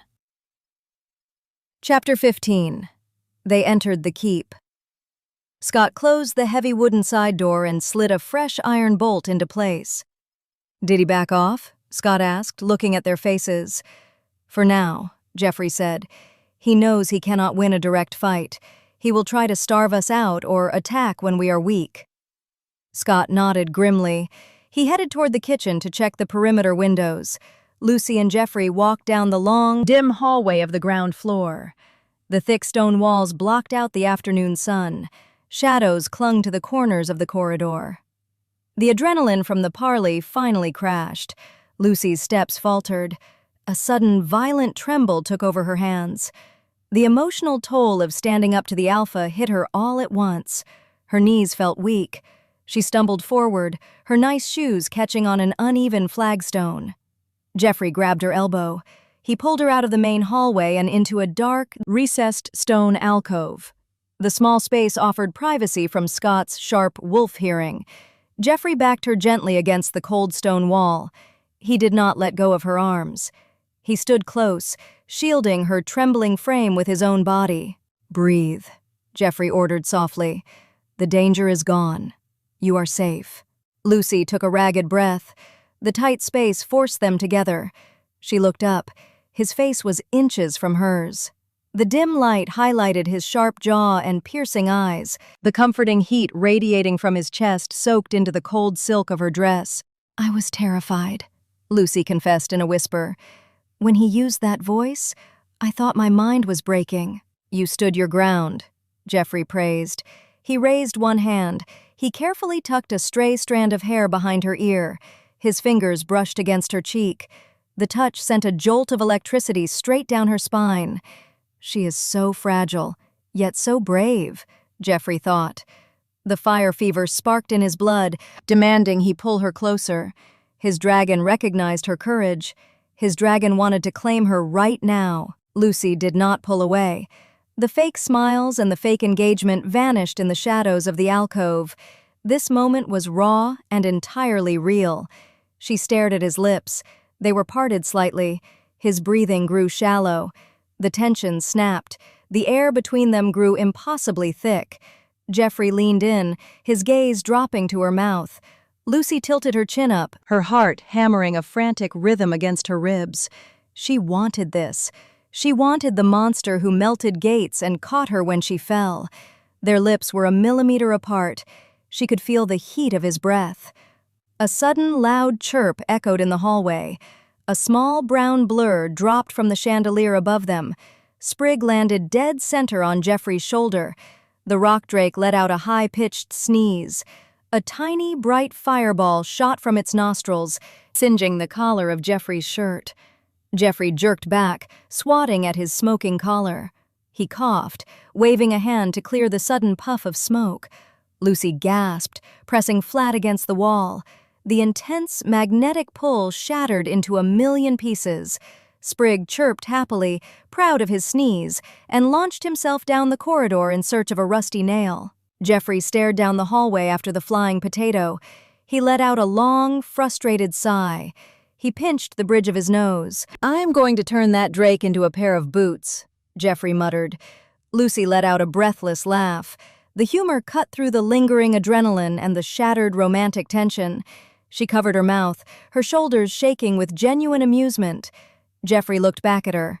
The dangerous, smoldering look was gone, replaced by a sheepish smile. He stepped out of the dark alcove, offering his hand to guide her back into the hallway. "Come on," Jeffrey said, his voice laced with dry humor. "Let us go find some scrap metal before he eats the staircase." Lucy took his hand. The trembling had stopped. The fear of the wolves felt miles away. She squeezed his fingers, secretly grateful for the interruption, but also wondering what would have happened if the potato had stayed asleep. Chapter 16. Lucy packed the midnight violet gown away. She closed the heavy wooden lid of her mother's trunk. She laced up her worn leather boots and pulled her denim jacket over her shoulders. The armor of the queen was gone. She needed to be a fighter again. The keep remained quiet, the aftermath of the Parley leaving a tense stillness in the air. She found Scott in the keep's old library. Dust coated the wooden shelves. Books with cracked leather spines sat forgotten in the shadows. Scott stood over a long oak table. He had a thick, crumbling tome open in front of him. "I found something," Scott said. He pointed a finger at the yellowed page. Lucy walked over. An ink drawing of a dragon filled the parchment. The beast possessed dark scales and vertical slit eyes, identical to the ones Jeffrey had flashed at Slade during the standoff. "Is that a history book?" Lucy asked. "Lore," Scott corrected. "Grandfather collected myths. I thought it was all fiction, but after watching our guest melt the courtyard gates with his bare hands, I started digging through the archives." Scott flipped the delicate page. He pointed to a section titled, "The Sickness of Ice." "Read this," Scott ordered. Lucy leaned over the table. The archaic handwriting proved difficult to decipher, but she made out the core words. "Fire fever. A battle of blood. When a king of the sky finds his heart hoard, the beast demands a bond. Should the human mind resist the claim, the inner fire turns to frost. The dragon freezes from the inside out." Lucy stopped reading. The words hit her hard. A sharp sting of realization settled deep in her chest. She remembered Jeffrey shaking on the floor of the guest room. She remembered the ice-cold touch of his skin and the dark blue veins pulsing on his neck. He had blamed it on a dipping spark. He had lied. "He is sick because of me," Lucy stated. Her voice sounded hollow in the vast library. "He found his mate," Scott said. He crossed his arms over his chest. "His dragon instincts demand he claim you as his heart hoard, but his human side is fighting the pull. He is holding the bond back on purpose. That internal war is draining his heat." Lucy stared at the ink drawing of the dragon. Jeffrey had spent the entire Parley shielding her from the Alpha Command. He caught her when she fell. He radiated warmth just to thaw her freezing castle. Yet in the dark, he suffered alone. He let the ice consume his body rather than force a magical bond on a human girl who just wanted to save her home. "The weeping stone poison made it worse," Scott added, tracing the margin of the book. "The text says river minerals smother the flame. The rogue wolves hit him with it. He was already fighting the cold of the fever. The poison pushed him over the edge. And my touch pulled him back," Lucy realized aloud. "When I put my hands on his chest, the spark returned, but it is temporary." "A patch on a sword wound," Scott agreed. "He needs the full bond. Or he needs to leave this territory and forget you exist." Lucy shook her head. "He cannot leave. Slade will slaughter us. And Jeffrey has his own enemies to fight. He plays the monster to everyone else," Lucy thought, her fists clenching at her sides. "But he is tearing himself apart to keep me safe." "If he does not complete the bond," Lucy asked, keeping her eyes on the dusty book, "what happens?" "The frost wins," Scott replied. "His heart stops. The dragon dies." Why did he keep his mouth shut about this? Scott thought, his jaw tight with frustration. His pride will kill them all. Lucy pushed away from the oak table. A fierce, sharp anger replaced her initial shock. She had struck a deal with him to fake an engagement. She thought they were using each other to survive the wolves. She never asked him to die for her independence. "Where are you going?" Scott called out. "To yell at a stubborn lizard," Lucy said. She marched out of the library. Her boots hit the stone floors with deliberate force. She ignored the shadows clinging to the corridor walls. The temperature dropped as she neared the east wing. The radiant heat that usually spilled from the royal guest room was absent. The bone-deep chill of the stone keep had returned. She reached the heavy oak door. She did not bother knocking. She grabbed the rusted iron handle and shoved the door open, ready for a fight. Chapter 17. The royal guest room felt like a meat freezer. Frost lined the edges of the cracked window panes. Lucy stepped inside, her breath pluming white in the freezing air. Jeffrey sat in the hard wooden chair in the corner of the room. He wore a fresh black shirt, though the collar bore a singed, blackened edge from Sprig's earlier sneeze. He leaned forward, resting his elbows on his knees. The dark blue veins pulsed faintly against his pale neck. The fire fever was creeping back into his system. Sprig sat on the dusty wooden dresser. The little rock drake chewed on a piece of scrap iron, his yellow eyes tracking Lucy as she stormed into the room. "You lied to me," Lucy said. She crossed the room and stopped right in front of him. Jeffrey did not look surprised. He kept his gaze fixed on the broken stone fireplace. "I hide many things, Lucy. We established this." "You did not hide a secret past," Lucy fired back. "You hid a death sentence. My brother found an old lore book in the library. He read about the sickness of ice. He read about the heart horde." Jeffrey stiffened. The muscles in his broad shoulders locked tight. He finally lifted his head and looked at her. The piercing intensity in his eyes was muted by the exhaustion of the fever, but the danger remained. "Your brother reads too much," Jeffrey said. His voice lacked its usual commanding resonance. "Do not brush me off!" Lucy shouted. She pointed a finger at his chest. "You are freezing to death. Your dragon side wants to claim me, and you are fighting it. You are letting the ice stop your heart just to keep your distance." Jeffrey stood up. The sudden movement forced Lucy to take a half-step back. Even weakened by the chill, he towered over her. He closed the distance between them. "I am the King of Pyre," Jeffrey stated, his tone sharp. "I command an entire hidden city of dragons. I lead soldiers into war. I do not force bonds on humans to save my own skin." "You are dying on my floor," Lucy countered. She refused to back down from his glare. "You took a hit of toxic weeping stone for me. You shielded me from Slade's alpha command. You are giving everything, and you refuse to take the one thing that will cure you." "A bond is forever," Jeffrey warned. He stepped closer. The biting cold radiating from his skin washed over her face. "It is not a fake ring. It is not a deal to scare away wolves. It ties your soul to mine. If I claim you as my heart horde, you leave the human world behind. You belong to the fire." Lucy stared up at him. The sheer weight of his words settled in the freezing room. He offered her a choice. He chose to endure the agonizing fire fever rather than steal her future without her consent. "He is offering me freedom at the cost of his life," Lucy realized. Her anger melted, leaving a profound, aching respect in its wake. "I am not a prize to be hoarded," Lucy said, keeping her voice steady. "But I am not a coward who lets her allies fall. If you die, the wolves take my home. We need each other." Jeffrey shook his head.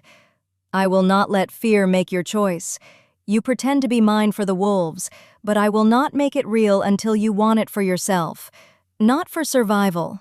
For us." He reached out. He rested his freezing knuckles against her warm cheek. The contrast sent a shiver down her spine. The touch sparked a faint, glowing heat in his chest, pushed the blue veins back under his skin. "I can fight the ice a little longer," Jeffrey promised. Sprig swallowed the scrap iron with a loud gulp. The rock drake chirped, breaking the heavy tension in the room. Lucy let out a shaky breath. She stepped back, breaking the physical contact. The cold rushed back into Jeffrey's face, but he kept his posture rigid, refusing to show the pain. "Slade will not wait for you to thaw out," Lucy warned him. She wrapped her arms around her denim jacket to fend off the room's chill. "We have to prepare the keep." "Then let us prepare," Geoffrey agreed. He turned away and picked up the silver compass from the dresser.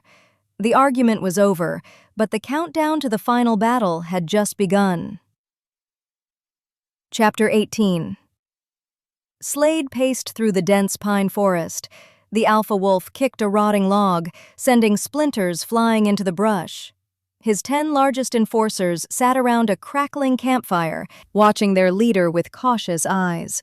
The parley had ended in a humiliating stalemate. The stranger, Geoffrey, possessed an unnatural power. Slade remembered the terrifying heat that withered the grass beneath the man's boots. The Alpha Command had shattered against the stranger's mind like glass hitting a brick wall. "He is a fire demon," a rogue wolf muttered from the other side of the fire. The rogue nursed a broken jaw, his face bruised from Geoffrey's punch the night before. The weeping stone dust brought him to his knees, but he recovered. Slade stopped pacing. He stared into the campfire flames. He pieced the events together in his head.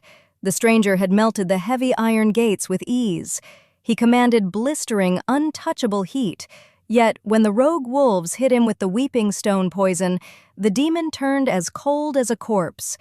Slade had seen the stranger at the parley just hours later, standing tall and radiating heat again. Why did the poison fail to finish the job? Slade asked himself. He recalled the parley. The demon never let go of the human girl. He shielded her. He touched her. "The girl is his anchor," Slade announced. He turned to face his pack.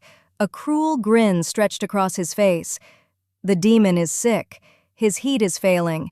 He needs the human to keep the fire alive." "This arrogant lizard is finally going down," Slade thought, his chest puffing out. "I will take his keep and his life." "We do not fight fire with fangs," Slade ordered. "We fight fire with ice." The Alpha barked a series of commands. The pack sprang into action. They abandoned the warmth of the campfire and moved deeper into the woods, heading toward the freezing river that bordered the territory. Slade organized his forces. He split the wolves into 3 distinct teams. The first team gathered thick pine trunks and stripped the bark. They used heavy ropes of animal hide to bind the wood together, constructed 2 primitive, robust catapults. The wooden mechanisms groaned under the strain, but they held firm. The second team hacked at the edges of the frozen river. They hauled giant, jagged boulders of solid ice out of the water. The ice blocks were heavy, requiring 2 wolves in their human forms to carry each one. They stacked the freezing ammunition next to the catapults. Slade stood with the third team. He opened a leather pouch. Inside sat a pile of crushed weeping stone. The gray, toxic dust looked like harmless dirt, but Slade knew its true power. "Bring the iron arrows," Slade commanded. He poured the weeping stone dust into a wooden bowl. He added a splash of river water, mixing the powder into a thick, gray paste. He grabbed an iron-tipped arrow. He smeared the toxic paste over the sharp metal head. The pack avoided silver weapons. Silver burned werewolf skin upon contact, requiring thick leather gloves to handle safely. Iron served their purpose just fine. Slade coated dozens of iron arrows in the deadly paste. "The plan is simple," Slade told his enforcers as he worked. "We freeze the courtyard. We break the stone walls with the river ice. The cold will drain the demon's remaining strength." "And the human?" the rogue with the broken jaw asked. "Kill the brother," Slade replied, his amber eyes glowing in the dark forest. "Separate the girl from the demon. Without her touch, the weeping stone will finish him off. Once the fire is dead, the keep belongs to the pack." The wolves howled in unison. The sound tore through the quiet night, carrying a promise of violence. Slade wiped the gray paste from his hands using a rag. He looked at the loaded catapults and the quiver of toxic arrows. He had uncovered the ancient weakness. He possessed the numbers, the weapons, and the strategy to crush the defenders. He picked up a heavy wooden bow. He signaled his pack to move out. They marched out of the pine forest, dragging the catapults and the ice toward the broken stone keep. The siege was ready to begin. Chapter 19. The sun dipped below the horizon, painting the sky in deep shades of orange and bruised purple. Shadows stretched long and dark across the keep's courtyard. Lucy stood by a cracked window in the dining hall. She stared out at the tree line. The howling from the forest had stopped hours ago. The profound silence that followed felt suffocating. It wrapped tight around her throat, making each breath a conscious effort. Jeffrey walked into the room. His boots made no sound on the stone floor. He stopped beside her, looking out the same cracked window. He held his posture rigid. He was maintaining his internal heat, but the effort drew sharp, exhausted lines around his mouth. "They are coming tonight," Jeffrey said. He kept his gaze on the dark woods. "I know," Lucy replied. She rested her hands on the cold stone sill. "Scott is barricading the side doors with old dining tables." Jeffrey nodded. He leaned against the wall. The ambient temperature in the room rose a fraction, a comforting warmth pushing back the evening chill. "I never told you about Pyre," Jeffrey said, breaking the heavy silence. Lucy turned her head. He had never offered details about his past before. He always deflected her questions with vague threats or dry humor. "The hidden city," Lucy said, remembering his words from their argument in the guest room. "It sits in a dead gorge protected by a magical veil," Jeffrey explained. He looked down at his hands. "Thousands of dragons live there. Families, merchants, soldiers. They stay hidden because the outside world hunts us for our scales and our fire." Lucy listened, captivated by the raw honesty in his voice. The invincible, arrogant stranger was pulling back the curtain. "The magic that hides Pyre is tied to my life force," Jeffrey continued. His piercing eyes met hers. "If my heart stops, the veil drops. The city is exposed. Clara, my guard captain, is preparing them for war right now. But if Slade kills me tonight, my people will burn." Lucy's breath hitched. The true weight of his sacrifice crashed down on her shoulders. He did not just risk his own life to stay and protect her broken keep. He risked his entire kingdom. "Why did you stay?" Lucy asked. Her voice cracked. "You should have run back to Pyre. You should have locked yourself behind your magic veil." Jeffrey stepped closer. He reached out and traced the line of her jaw with his thumb. The spark between them ignited instantly, chasing the lingering fire fever from his skin. "I needed a sanctuary," Jeffrey said, his voice dropping low. "I crashed into your courtyard expecting a cold, empty pile of rocks. Instead, I found a girl willing to fight an alpha wolf with a rusted iron pipe to protect her home." "If we die tonight, I die knowing her face," Jeffrey thought.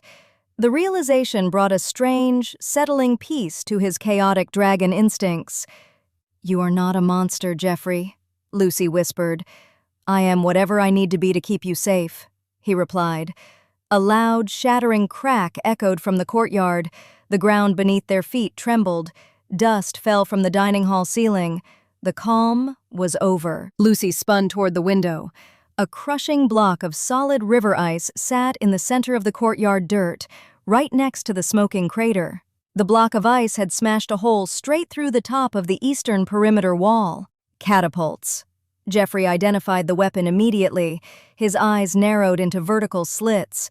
Another terrifying crack split the air. A second boulder of ice slammed against the keep's outer wall. The stone groaned under the impact. The freezing temperature of the river ice began to seep into the courtyard air.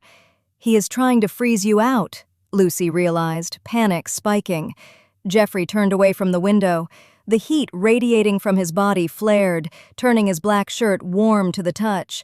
The exhaustion vanished, replaced by the lethal focus of a king defending his territory.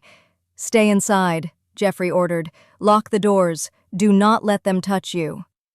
"Jeffrey, wait!" He did not stop. He marched out of the dining hall, heading straight for the front doors. The final battle had arrived, and the Dragon King was going out to meet it. Chapter 20. The third block of river ice crashed into the courtyard. It struck the crumbled stone fountain, shattering the old monument into 1,000 jagged pieces. Frost began to creep across the dirt. Scott kicked the wooden side door open. He tore his shirt off as he ran into the freezing yard. His bones snapped and reshaped in a violent, fluid motion. Coarse, gray fur erupted from his skin. Within seconds, a giant beta wolf with glowing amber eyes stood in the dirt, baring his fangs at the broken wall. 10 rogue wolves poured through the new hole in the eastern perimeter. They did not bother with the fused iron gates. They scrambled over the rubble, their claws scraping against the cold stone. Scott lunged. They used to be my brothers, Scott thought, his beast taking full control. Now they are just meat in my way. He hit the first rogue with the force of a freight train. His jaws clamped down on the enemy's shoulder, throwing the smaller wolf back into the breach. The courtyard erupted into a chaotic blur of fur, snapping teeth, and flying dirt. Scott fought with feral desperation, holding the choke point at the broken wall to keep the pack away from the main keep. The heavy front doors of the keep swung open. Jeffrey stepped out into the night. The freezing air knocked the breath from his lungs. The ambient temperature of the courtyard plummeted as more river ice rained down from the catapults hidden in the tree line. Jeffrey summoned his inner fire. The dark scales of his dragon form threatened to break through his skin. His hands glowed with a blistering, intense orange light. He prepared to unleash a wave of pure heat to melt the ice and drive the wolves back. A sharp whistle cut through the chaos. Jeffrey turned his head.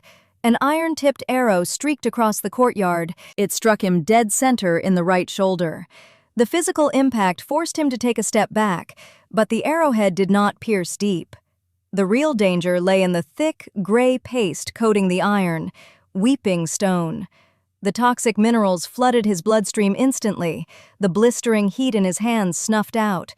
The unnatural, freezing cold of the poison, combined with the bitter chill of the river ice, scattered around the yard. A choked gasp escaped Jeffrey's lips. He reached up and snapped the wooden arrow shaft, leaving the iron head embedded in his muscle. His knees buckled. He dropped to one knee in the dirt, right beside the smoking crater he had made days ago. The fire fever, suppressed by Lucy's touch, roared back to life with a vengeance. Ice formed on his eyelashes. His breath turned to freezing mist. Slade vaulted over the broken section of the wall. The alpha wolf stayed in his human form. He wore his thick leather coat and carried a heavy steel broadsword. He ignored Scott, leaving his pack to occupy the beta wolf. Slade marched straight toward the center of the courtyard. He spotted Jeffrey kneeling in the dirt, shivering and defeated. The alpha's cruel grin returned. The plan had worked perfectly. "The fire is dead," Slade taunted. His boots crunched on the frost-covered grass. He raised the broadsword, the metal gleaming in the moonlight. "Your hidden city will burn, demon, and I will take the girl." Jeffrey tried to stand, his muscles locked. The weeping stone paralyzed his limbs. He glared up at the alpha, his reptilian gaze burning with a helpless, raging fury. He had failed. Slade swung the heavy sword downward, aiming for Jeffrey's neck. A figure darted out from the keep's open doors. Lucy snatched the discarded rusted iron pipe from the entryway and threw herself between the alpha and the Dragon King. She gripped the metal with both hands, raising it high above her head to block the strike. The steel broadsword crashed against the rusted iron pipe. The force of the blow sent a shocking vibration down Lucy's arms. The pipe held for a split second before bending under the alpha's sheer strength. "Run!" Lucy screamed at Jeffrey over her shoulder, holding her ground against the giant wolf. She was human. She had no magic. She had no pack. But she stood in the freezing dirt, shielding a monster from the blade. Chapter 21. The rusted iron pipe bent further under the crushing force of the steel broadsword. Lucy dug her boots into the frosted dirt of the courtyard. Her arms trembled under the immense strain. The metal screeched, a harsh, grating sound that cut through the chaos of the battlefield. At the broken eastern wall, Scott fought with feral desperation. He held the narrow choke point, blocking the invading rogues. A dark wolf lunged for his throat. Scott caught the beast mid-air, his powerful jaws snapping shut on thick fur. He threw the attacker into the rubble. "They used to be my brothers. Now they are just meat in my way," Scott thought, shaking the blood from his gray snout. He heard the clash of metal behind him, but could not turn around to help. 3 more rogues piled onto him, their claws tearing at his back. The catapults hidden in the dark woods fired again. Another crushing block of solid river ice slammed into the keep's outer wall, shaking the ancient stone foundation. The siege was a relentless, calculated effort to bring her home down piece by piece. Slade ignored the fighting at the perimeter. He kept his focus on the kneeling man and the defiant girl blocking his path. The Alpha pushed his weight forward, forcing the broadsword closer to Lucy's face. "He is too strong, but I cannot let him win," Lucy thought. Her breath puffed in white clouds in the freezing air. The bent pipe bit into her palms. Slade sneered. "You are weak, human, just like your grandfather." The Alpha pulled his blade back. He delivered a brutal kick to her ribs. The impact knocked the air straight from her lungs. Lucy lost her footing. She tumbled backward over the slippery, frost-covered grass. She hit the frozen earth hard, her head striking a jagged chunk of river ice scattered near the smoking crater. A warm line of blood trickled down her temple. She gasped, her vision blurring. "My home is falling apart, but I will not surrender it to a tyrant," Lucy told herself, struggling to push her hands against the frozen dirt. Her head spun. She could not find the strength to stand. Jeffrey knelt in the dirt, trapped in his paralyzed body. The weeping stone poison held his muscles hostage. The fire fever froze his blood. But as he watched the bright red blood slide down Lucy's pale cheek, a profound shift occurred deep inside his chest. "She is bleeding for me. My pride put her in the dirt," Jeffrey realized, a deep shame washing over him. His human control had fought the bond for days, terrified of forcing a life on her, but seeing her broken and battered erased every ounce of restraint. He stopped fighting the ancient instinct. He stopped rejecting the sickness of ice. He accepted her. She was his heart hoard, and he would tear the world apart to keep her safe. The bond snapped into place, an invisible, unbreakable tether connecting his soul to hers. The change was immediate. The freezing cold inside his veins vanished, replaced by a roaring inferno. The dark blue veins on his neck burned a bright, blistering orange. The ice coating his eyelashes hissed and turned to steam. Slade stepped over Lucy's fallen body. He gripped the hilt of his broadsword with both hands, his amber eyes locked on the kneeling king. "Your shield is broken," Slade said, raising the blade high above his head. "Now the fire dies." Slade swung the heavy sword downward in a lethal arc. Jeffrey did not flinch. He raised his right hand. He caught the sharp steel blade in his bare palm. The impact sent a shockwave through the air, but the blade did not cut his skin. Jeffrey gripped the metal tight. "This dog thinks he can touch my queen," Jeffrey's inner beast roared. A blinding, searing heat erupted from Jeffrey's core. The toxic, weeping stone dust coating his shirt burned away, flaking off into harmless black ash. The iron arrow embedded in his shoulder glowed cherry red. The metal melted, dripping out of his muscle and splashing onto the frozen ground like liquid fire. The steel broadsword in his hand began to warp. The edges turned bright yellow under his grip. Slade gasped. The intense heat traveled up the blade, singeing the Alpha's thick leather coat and blistering his hands through his gloves. Slade let go of the hilt and stumbled backward, his eyes wide with genuine terror. Jeffrey stood up. He tossed the ruined, melting broadsword into the crater. His dark hair whipped around his face, lifted by the sudden updraft of hot air radiating from his body. His eyes were no longer human. The vertical slits glowed with predatory rage. The sickness of ice was gone. The Dragon King had returned. Chapter 22. Jeffrey took a step forward. The ground beneath his boots cracked. The ambient temperature in the courtyard spiked, turning the freezing winter air into a blistering summer afternoon. The frost covering the grass melted into mud. "I will show them the true meaning of fear," Jeffrey thought. His body began to change. The transformation was not slow. It was a violent eruption of magic and fire. His human skin split, revealing thick, overlapping black scales underneath.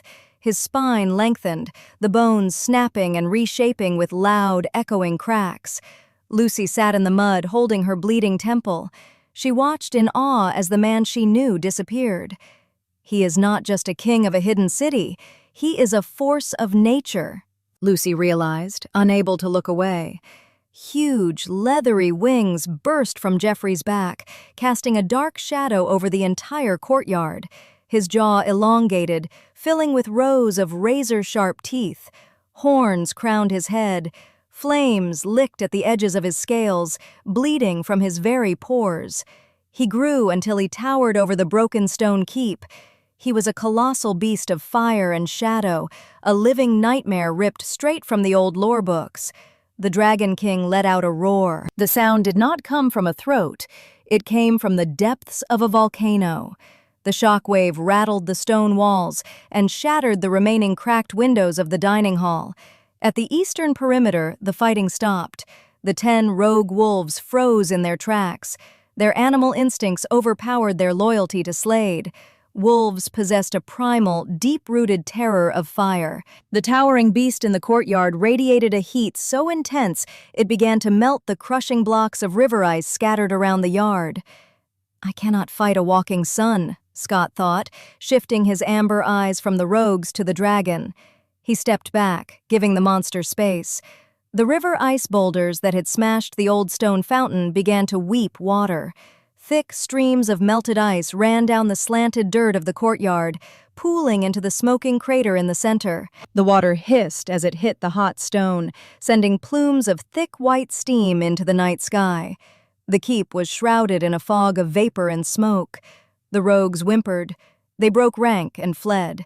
They scrambled over the broken stone wall, their claws slipping on the wet rubble, and sprinted toward the dark pine forest.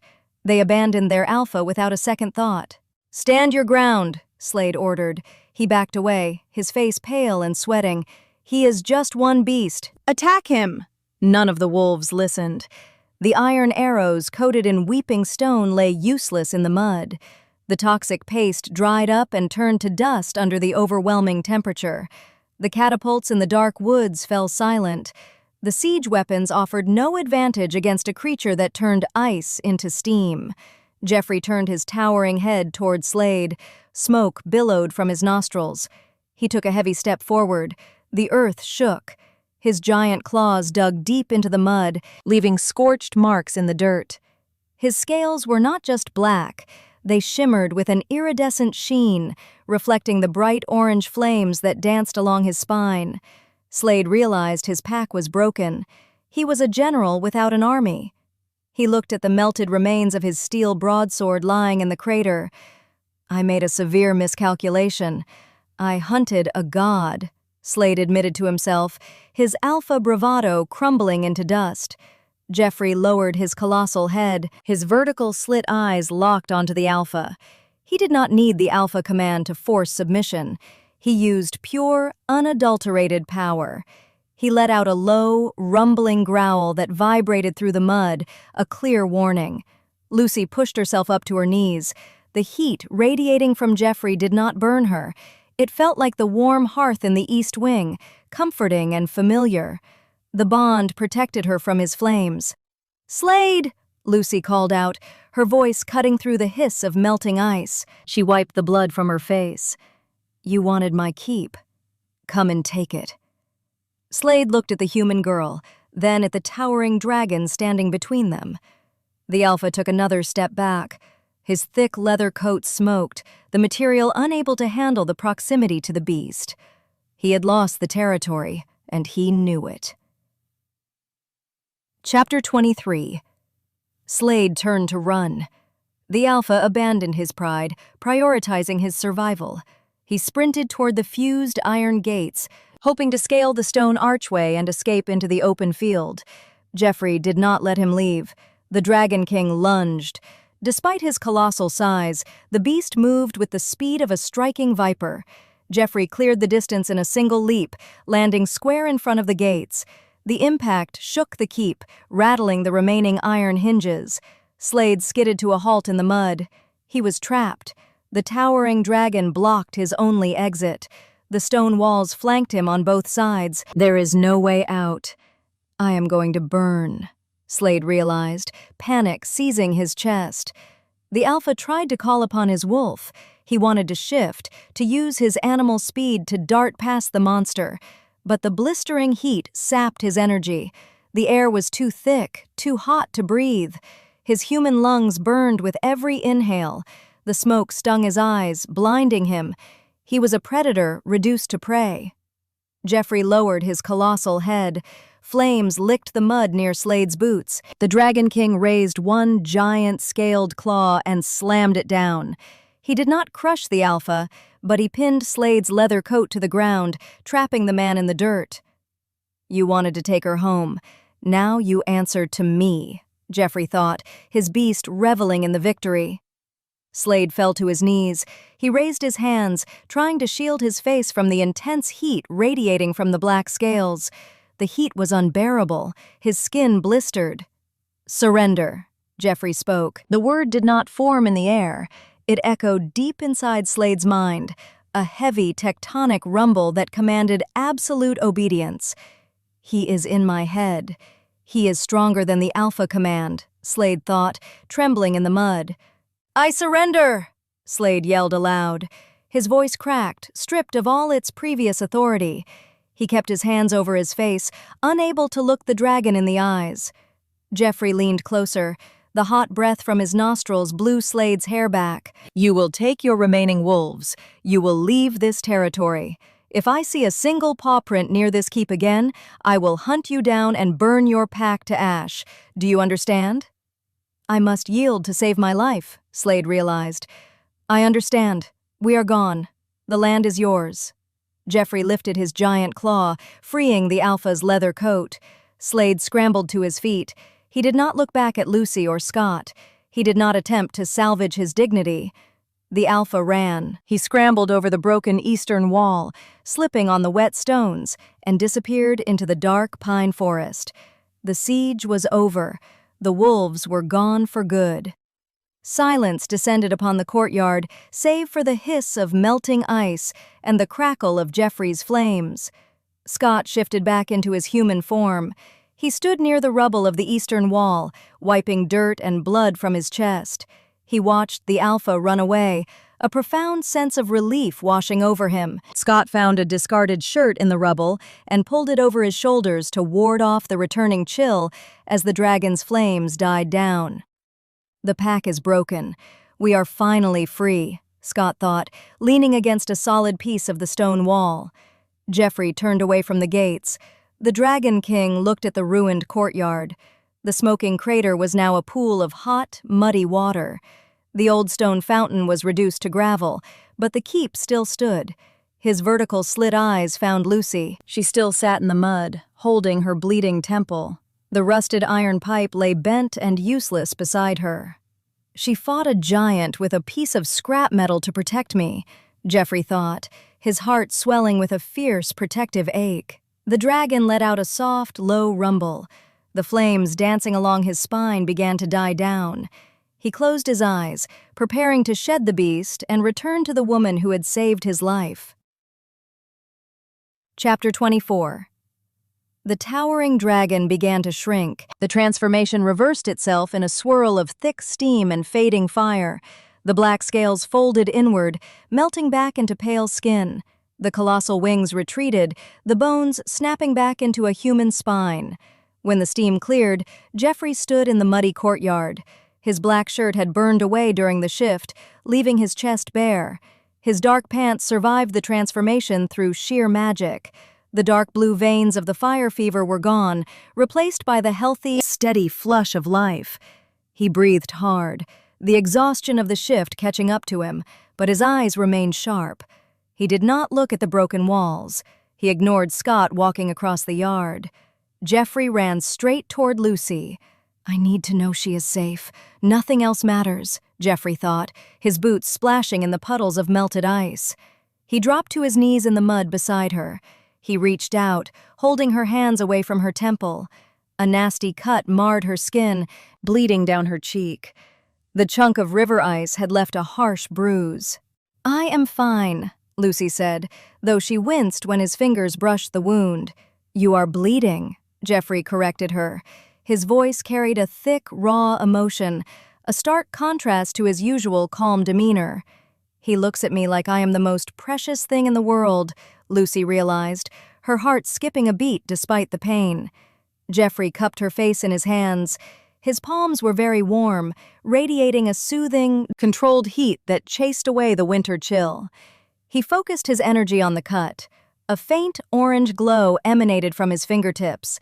Dragonfire destroys, but the inner heat creates. He channeled his spark into her skin, speeding up the natural recovery. Lucy closed her eyes. The heat did not burn. It felt like stepping into a hot bath after a long day in the snow. The stinging pain in her temple faded. The raw heat cleanly cauterized and sealed the torn edges of her skin under his touch, mended by the precise control of his dragonfire. Jeffrey pulled his hands back. The bleeding had stopped. Only a thin pink line remained on her skin. "You healed it," Lucy said, touching her temple. "It is a minor trick," Jeffrey replied, letting out a long breath. He rested his forehead against hers. "You should not have stepped in front of that blade, Lucy. You are human." "I protect what is mine," Lucy replied with a fierce tone. Jeffrey pulled back a fraction, his piercing eyes locking onto hers. The words hung between them, heavy with unspoken meaning. They had spent days pretending to be engaged, pretending to claim each other for the sake of the territory. But the fake smiles were gone. The deal was done. Scott walked over, carrying the bent iron pipe. He tossed it into the mud. "The perimeter is clear," Scott reported, looking down at them. "The rogues left a trail a mile wide. They are not coming back." "My sister is safe, and the wolves are gone. I can finally rest," Scott thought, a rare smile touching his face. "Go check the side doors," Jeffrey told the beta wolf. "Make sure the structure is secure." Scott nodded, understanding the unspoken request for privacy. He turned and walked back into the keep, leaving them alone in the ruined courtyard. Lucy looked around. The muddy ground ruined her jeans, and her jacket was soaked with cold water, but she did not care. The crushing blocks of river ice were nothing but puddles. The eastern wall was a pile of rubble. The keep was a disaster, but it was still hers. The Alpha was defeated. "The castle is a mess," Lucy said, a tired laugh escaping her lips. "It is broken, but it is ours," Lucy thought, leaning into his warmth. "I will fix the walls," Jeffrey promised. He wrapped his arms around her, pulling her close against his bare chest. "I will fix the gates. I will give you a fortress." Chapter 25. The moon hung high over the broken stone keep, casting a silver light across the muddy courtyard. Lucy and Jeffrey remained on the ground, surrounded by puddles of melted river ice and the debris of the siege. The cold winter air bit at Lucy's cheeks, but the steady heat radiating from Jeffrey's bare chest kept her warm. Lucy looked down at her hands. The dirt and mud coated her fingernails. She had fought a war today and survived. "The deal is over," Lucy said in a quiet voice, breaking the peaceful silence. "The wolves are gone."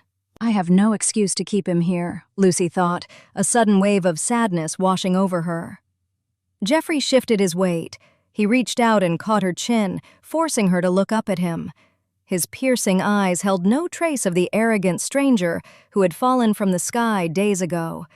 The walls he built around his heart were gone. "The fake engagement dies tonight," Jeffrey agreed. He looked at the ruined courtyard, the physical proof that their ruse was no longer necessary. "The contract is broken." Lucy swallowed hard. "So you will go back to Pyre? To your people?" "I will return to my city," Jeffrey said. He moved closer, erasing the space between them. "But I am not leaving you behind." "I almost lost her today. I will never let her out of my sight again," Jeffrey promised himself. He took her muddy hands in his. "I do not want a transaction, Lucy. I do not want to pretend for the sake of a border or a pack law. I fought the sickness of ice because I refused to force a bond on you to save my own life. But the fever is gone. My mind is clear." Lucy's breath hitched. She stared at his handsome face, the sharp jawline and the intense eyes that looked at her with complete adoration. "I want you," Jeffrey confessed, laying his soul bare. I want you forever. No deals, no fake rings. You are my heart hoard. If you want me to leave, I will walk out those broken gates and never return. But if you want me to stay, I am yours. He is giving me the choice. He is giving me all the power, Lucy realized, her chest tight with overwhelming emotion. She did not hesitate. The fear of the monster was long gone, replaced by a deep, undeniable love for the man who shielded her from the world. I spent my whole life defending this pile of rocks alone. I do not have to be alone anymore, Lucy thought, her decision resolute. Stay, Lucy whispered. She let go of his hands and reached up, burying her fingers in his dark hair. She pulled him down. Their lips met. The kiss was not desperate or fueled by the adrenaline of a fight. It was real, passionate, and profound. The connection was electric. It was the culmination of every shared glance, every lingering touch, and every argument in the freezing halls of the keep. The heat from his skin rushed through her veins, a comforting fire that chased away every lingering doubt. Jeffrey wrapped his strong arms around her waist, lifting her a fraction off the muddy ground, holding her flush against his chest. He poured all of his unspoken affection into the kiss. The kiss carried the intensity of a storm and the warmth of a hearth. They broke apart a long moment later, both breathing hard in the quiet courtyard. Jeffrey rested his forehead against hers, a genuine, unguarded smile breaking across his face. "We have a lot of work to do tomorrow," Lucy said, glancing at the shattered fountain and the broken walls. "The stones can wait," Jeffrey replied, pulling her into another kiss. The keep was in ruins, the bank account was empty, and the iron gates were fused shut. But sitting in the mud with the Dragon King, Lucy had never felt richer. The sickness of ice was cured, and the fire was here to stay. Chapter 26. 3 weeks pass. The winter sun shines bright over the courtyard. The ruined keep is a hive of constant noise. Hammers strike iron chisels, saws slice through thick oak timber. Dozens of men work in the dirt. The destruction of the siege is erased. The eastern wall stands tall. Masons used fresh, heavy gray stones to fill the breach. The smoking crater in the center of the yard is gone. Workers shoveled tons of dirt to level the ground. The old, fused iron gates are missing. In their place, giant doors of solid steel hang on oiled hinges. Scott stands near the gatehouse. He wears a clean cotton shirt and thick leather boots. He points a blunt finger at a stack of heavy wooden beams. "Move those to the south tower," Scott shouts over the noise. 4 human carpenters nod. They struggle to lift the wood. 2 former rogue wolves step in. The wolves abandoned Slade after the siege. They offer their brute strength. The humans and wolves carry the timber together. "My brother found his true calling," Lucy thinks, watching from the keep's front steps. "He leads men better than he ever followed an alpha." Scott walks over to the workers. He grabs a spare beam and hoists it onto his shoulder. He carries the wood with 0 effort. The human workers stare with wide eyes. The rogue wolves dip their heads in respect. Guarding a dragon is much easier than fighting one, Scott thinks, dropping the beam near the tower. The pay is better, too. The heavy oak doors of the main house open. Jeffrey steps into the sunlight. He wears a dark shirt and tailored trousers. He carries his charred canvas sack in his hand. Jeffrey sets the sack on a wooden table in the yard. He pulls the scorched fabric back. A pile of uncut, flawless mountain rubies catches the morning sun. The personal hoard shines like a beacon. Jeffrey calls the head mason forward. A stout man named Thomas approaches. Thomas wipes his dirty hands on a canvas rag. "Your payment," Jeffrey states. He pushes the sack across the table. Thomas picks up a ruby. He holds it to the light. He nods, satisfied with the gem. The transaction brings profound financial relief to the territory. The old debts are wiped out. The keep's ledgers are balanced. The workers will go home rich men. "I have enough gems to build her 100 castles," Jeffrey thinks, watching Thomas secure the canvas sack. She only wants this one. Lucy walks down the stone steps. She wears fresh denim jeans and her favorite jacket. Her boots crunch on the packed dirt. She approaches Jeffrey. She stops and touches the side of her head. The nasty cut from the river ice is a thin, pink scar. "The new gates look strong," Lucy notes. "They will hold back an army," Jeffrey promises. A loud crunch interrupts them. They turn toward the kitchen entrance. Sprig sits in a dedicated patch of soft soil. The rock drake ignores a pile of scrap iron nearby. He holds a giant green cabbage in his claws. He tears a chunk of leafy greens and swallows it whole. "You spoiled the drake," Lucy points out, crossing her arms. "He requires a balanced diet." Jeffrey defends the creature. "Vegetables keep his inner fire contained." Lucy laughs. The sound rings clear across the bustling courtyard. The fear of Slade is gone. The alpha fled the territory and never looked back. The pine forest remains quiet and empty. "We depart for the Dead Gorge at noon," Jeffrey states. He looks toward the dark tree line. "I am ready to see your world," Lucy replies. Scott walks over. He wipes sweat from his brow. "The perimeter patrols are set. The rogues know the drill. I will hold the fort." Scott narrows his amber eyes at Jeffrey. "Do not let the winged reptiles eat my sister." "He still does not trust my kind," Jeffrey thinks, a smirk touching his lips, "but he trusts me." Scott turns back toward the main hall. He holds a freshly forged iron sword at his side.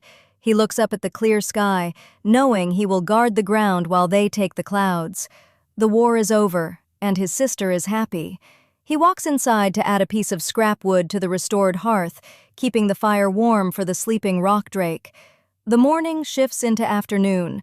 The workers pack their tools and leave the courtyard.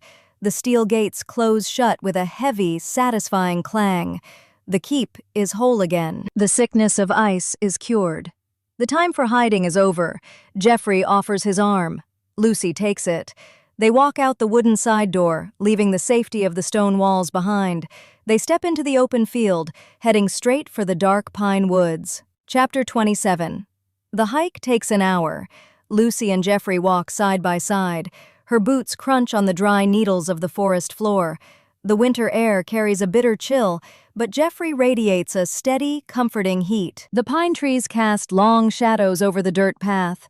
The woods lack the usual sounds of wildlife. No birds chirp, no wolves howl. The forest is still and empty. "I spent my entire life hiding behind stone walls," Lucy thinks, looking at the towering trees. "Today, we tear the biggest wall down." The terrain changes. The living forest gives way to a barren wasteland. The dirt turns to gray gravel. Dead grass crunches underfoot. Steep cliffs rise on both sides, forming a deep, rocky ravine. The gorge looks desolate and forgotten. They walk to the end of the ravine. A solid wall of jagged gray rock blocks the path. Jeffrey stops. He places his hand flat against the cold stone. "This is the edge of the veil," Jeffrey explains. "The magic hides the valley from human eyes. It casts an illusion of dead rock. It keeps my people safe from hunters." "It looks real," Lucy says. She touches the wall. The stone feels hard and freezing against her fingertips. "The cloaking wards require immense power and resources," Jeffrey continues. He drops his hand from the wall. "We paid a heavy toll to maintain this secret. The magic drained the city's treasury. My people had 0 copper left for food or trade.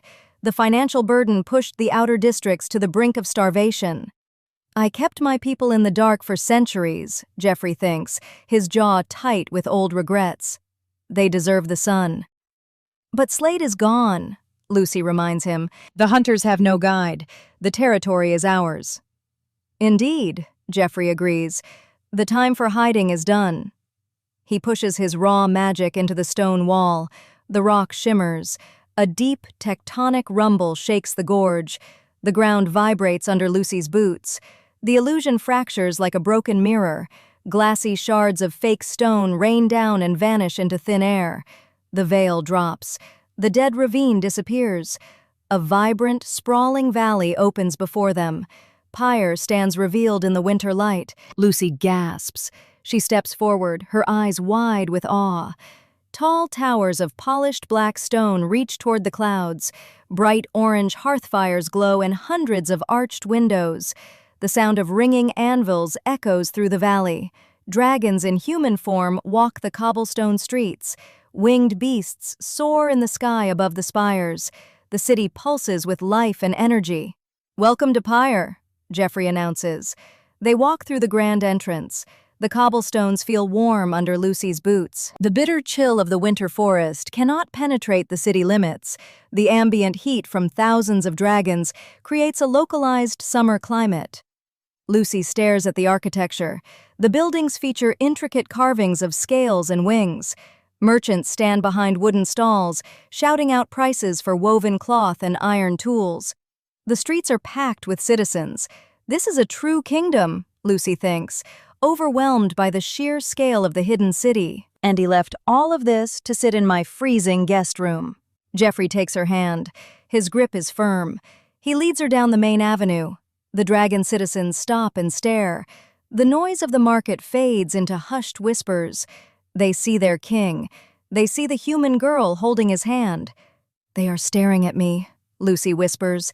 "They have never seen a human inside the walls," Jeffrey replies. He keeps his head high, projecting strength and authority to his people. A squad of guards approaches from the central square. They wear thick leather armor and carry steel spears. At their head marches Clara. The guard captain stops 10 feet away. She slams her fist over her heart in a crisp military salute. "My king," Clara greets him. Her sharp eyes shift to Lucy. The captain lowers her hand, evaluating the stranger who holds the king's attention. The introduction to the Dragon Court is about to begin. Chapter 28. Clara studies the human girl. The captain stands tall, her hand resting on the hilt of her steel sword. The human girl is small, Clara thinks, narrowing her eyes, but she stands next to the king without flinching. "Captain Clara," Jeffrey speaks, his voice carrying over the quiet street. "This is Lucy, my heart hoard." Clara nods. She offers a respectful bow. "Welcome to Pyre, Lady Lucy." "Thank you," Lucy replies. She keeps her posture straight. She refuses to look intimidated by the armed guards. "The veil is down," Clara notes, looking over her shoulder toward the open gorge. "The wolf threat is eliminated," Jeffrey confirms. "We do not hide anymore. Power down the cloaking wards for good. Divert the remaining magic to the heating grid." Clara smiles. The relief on her face transforms her stern features. "Shutting down the wards stops the financial bleed. We can open trade routes with the eastern merchants by dawn. The treasury will recover. The outer districts will feast tonight." "We have our freedom," Clara thinks, a rare warmth filling her chest. "The human brought us luck." Jeffrey guides Lucy toward the central square. A large crowd gathers. Thousands of dragons pack the stone plaza. They murmur and point. Jeffrey walks up the steps of the grand fountain in the center of the square. He brings Lucy with him. He faces his people. "My citizens need to understand her power," Jeffrey thinks, looking over the vast crowd. "She is their queen now." Jeffrey raises his hand. The plaza falls silent. "Citizens of Pyre!" Jeffrey projects his voice. The sound bounces off the black stone towers. "For centuries we hid in the shadows. We feared the hunters. We feared the wolves. But the siege is broken. The Alpha is defeated. The veil is gone!" The crowd erupts. Roars of approval shake the ground. Dragons shift their arms into wings, beating the air in celebration. Jeffrey waits for the noise to settle. He pulls Lucy closer to his side. "This is Lucy," Jeffrey announces. "She stood before the blade of an alpha to protect me. She cured the sickness of ice. She is my heart hoard. She is the queen of Pyre. You will defend her with your lives." The dragons do not hesitate. They drop to one knee. Thousands of heads bow in unison. The respect hits Lucy like a wave. She looks at the bowing crowd, her breath catching in her throat. She is a human girl from a broken keep, and now an entire city kneels before her. In Pyre, the celebration begins. Masons roll barrels of dark ale into the square. Cooks roast whole pigs over open fire pits. The city comes alive with music. Stringed instruments and heavy drums create a fast, driving rhythm. Jeffrey leads Lucy to a long wooden table. They sit at the head. Clara joins them, offering a cup of water to the new queen. The tension of the past weeks dissolves into laughter and music. Dragons dance in the streets, celebrating the end of their isolation and the return of their king. The night is young, and the future of Pyre is secure. Chapter 29. The feast stretches into the late evening. The stars emerge over Pyre, shining bright without the magical veil to block their light. The music slows to a steady, rhythmic beat. Jeffrey stands. He offers his hand to Lucy. "Walk with me." They leave the crowded plaza. They enter the central spire. The tower is the tallest structure in the city. Winding stone steps lead up into the darkness. Torches burn in iron brackets on the walls, casting dancing shadows over the polished black rock. They climb for several minutes. The noise of the festival fades below them. They reach the top. A wide, circular balcony overlooks the entire valley. The wind whips around them, cold and sharp. Lucy walks to the stone railing. She looks down. The city glows with thousands of tiny fires. "It is beautiful," Lucy says. Jeffrey steps behind her. He wraps his arms around her waist, pulling her back against his chest. His natural heat neutralizes the biting wind. "There is one final tradition." Jeffrey speaks near her ear. His voice is a low rumble. "A dragon does not claim a heart hoard with just a public declaration. We give something far more vital." Lucy turns around in his arms. She looks up into his piercing eyes. "My name is Jeffrey in the human world," he explains. "It is a shield, a fake title used to navigate the lands outside the gorge. But every dragon possesses a true name. It is the core of our magic. To know a true name is to hold power over the beast." He holds back nothing, Lucy thinks, her heart hammering against her ribs. "I have all of him." "I want to give you my true name," Jeffrey states. He leaves no room for doubt or hesitation. "My soul is tied to hers," Jeffrey thinks, brushing a stray lock of hair from her cheek. "I welcome the chain." Lucy nods. She reaches up and rests her hands on his chest, right over his beating heart. Jeffrey leans down. He presses his lips to her ear. He whispers a single, ancient word. The word does not translate into human language. It sounds like the crack of a burning log and the roar of a hurricane. The moment the syllable leaves his lips, a rush of pure magic washes over Lucy. A glowing orange mark appears on her collarbone, shaped like a tiny spark of fire. The mark fades into her skin a second later. The bond is complete. The soul tie is sealed. Lucy smiles. She stands on her toes and kisses him. The wind howls around the high tower, but they do not feel the cold. "You are mine," Jeffrey murmurs against her lips. "And you are mine," Lucy replies. Chapter 30. Jeffrey pulls back from the kiss. He looks out over the vast, open sky. "The true name is given," Jeffrey says. "Now we show the world." He steps back from Lucy. He walks to the edge of the stone balcony. He jumps. Lucy gasps. She runs to the railing and looks over the edge. Jeffrey plummets toward the city streets.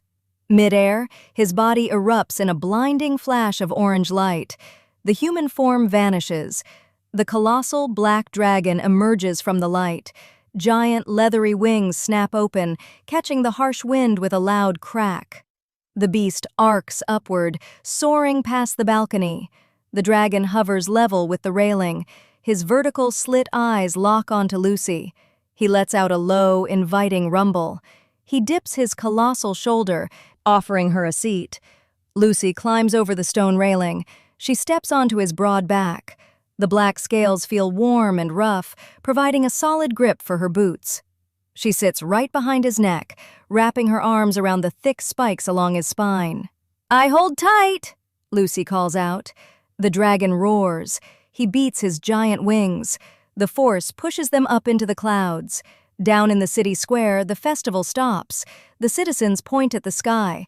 Clara watches the black dragon ascend. The sky dance, Clara thinks, a wide smile breaking across her stern face. The old legends are true after all. Jeffrey breaks through the cloud cover. The moonlight shines bright on his iridescent scales.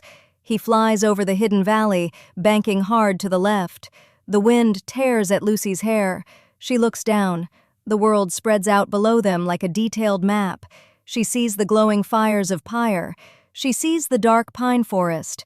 In the distance, she spots the restored walls of her stone keep. The ground looks so far away, Lucy thinks, resting her cheek against the hot scales. But I have never felt safer. Jeffrey performs the sky dance. He dives toward the earth, pulling up at the last second. He spins through the freezing air, a streak of black and fire painting the night sky. He carries his queen over the mountains, claiming the sky and the territory below. The sickness of ice is a memory. The rogue wolves are gone for good. The keep stands strong under Scott's watch. The Dragon King and his heart horde rule the night. The war is over, and the fire burns eternal. The end. Quick favor, don't go anywhere just yet. If you thought Lucy was brave for facing down a giant alpha wolf with nothing but a rusted iron pipe, wait until you meet the heroine in this next story on your screen. You have to hear this chaos unfold. Click the video on your screen right now. It is a wild ride.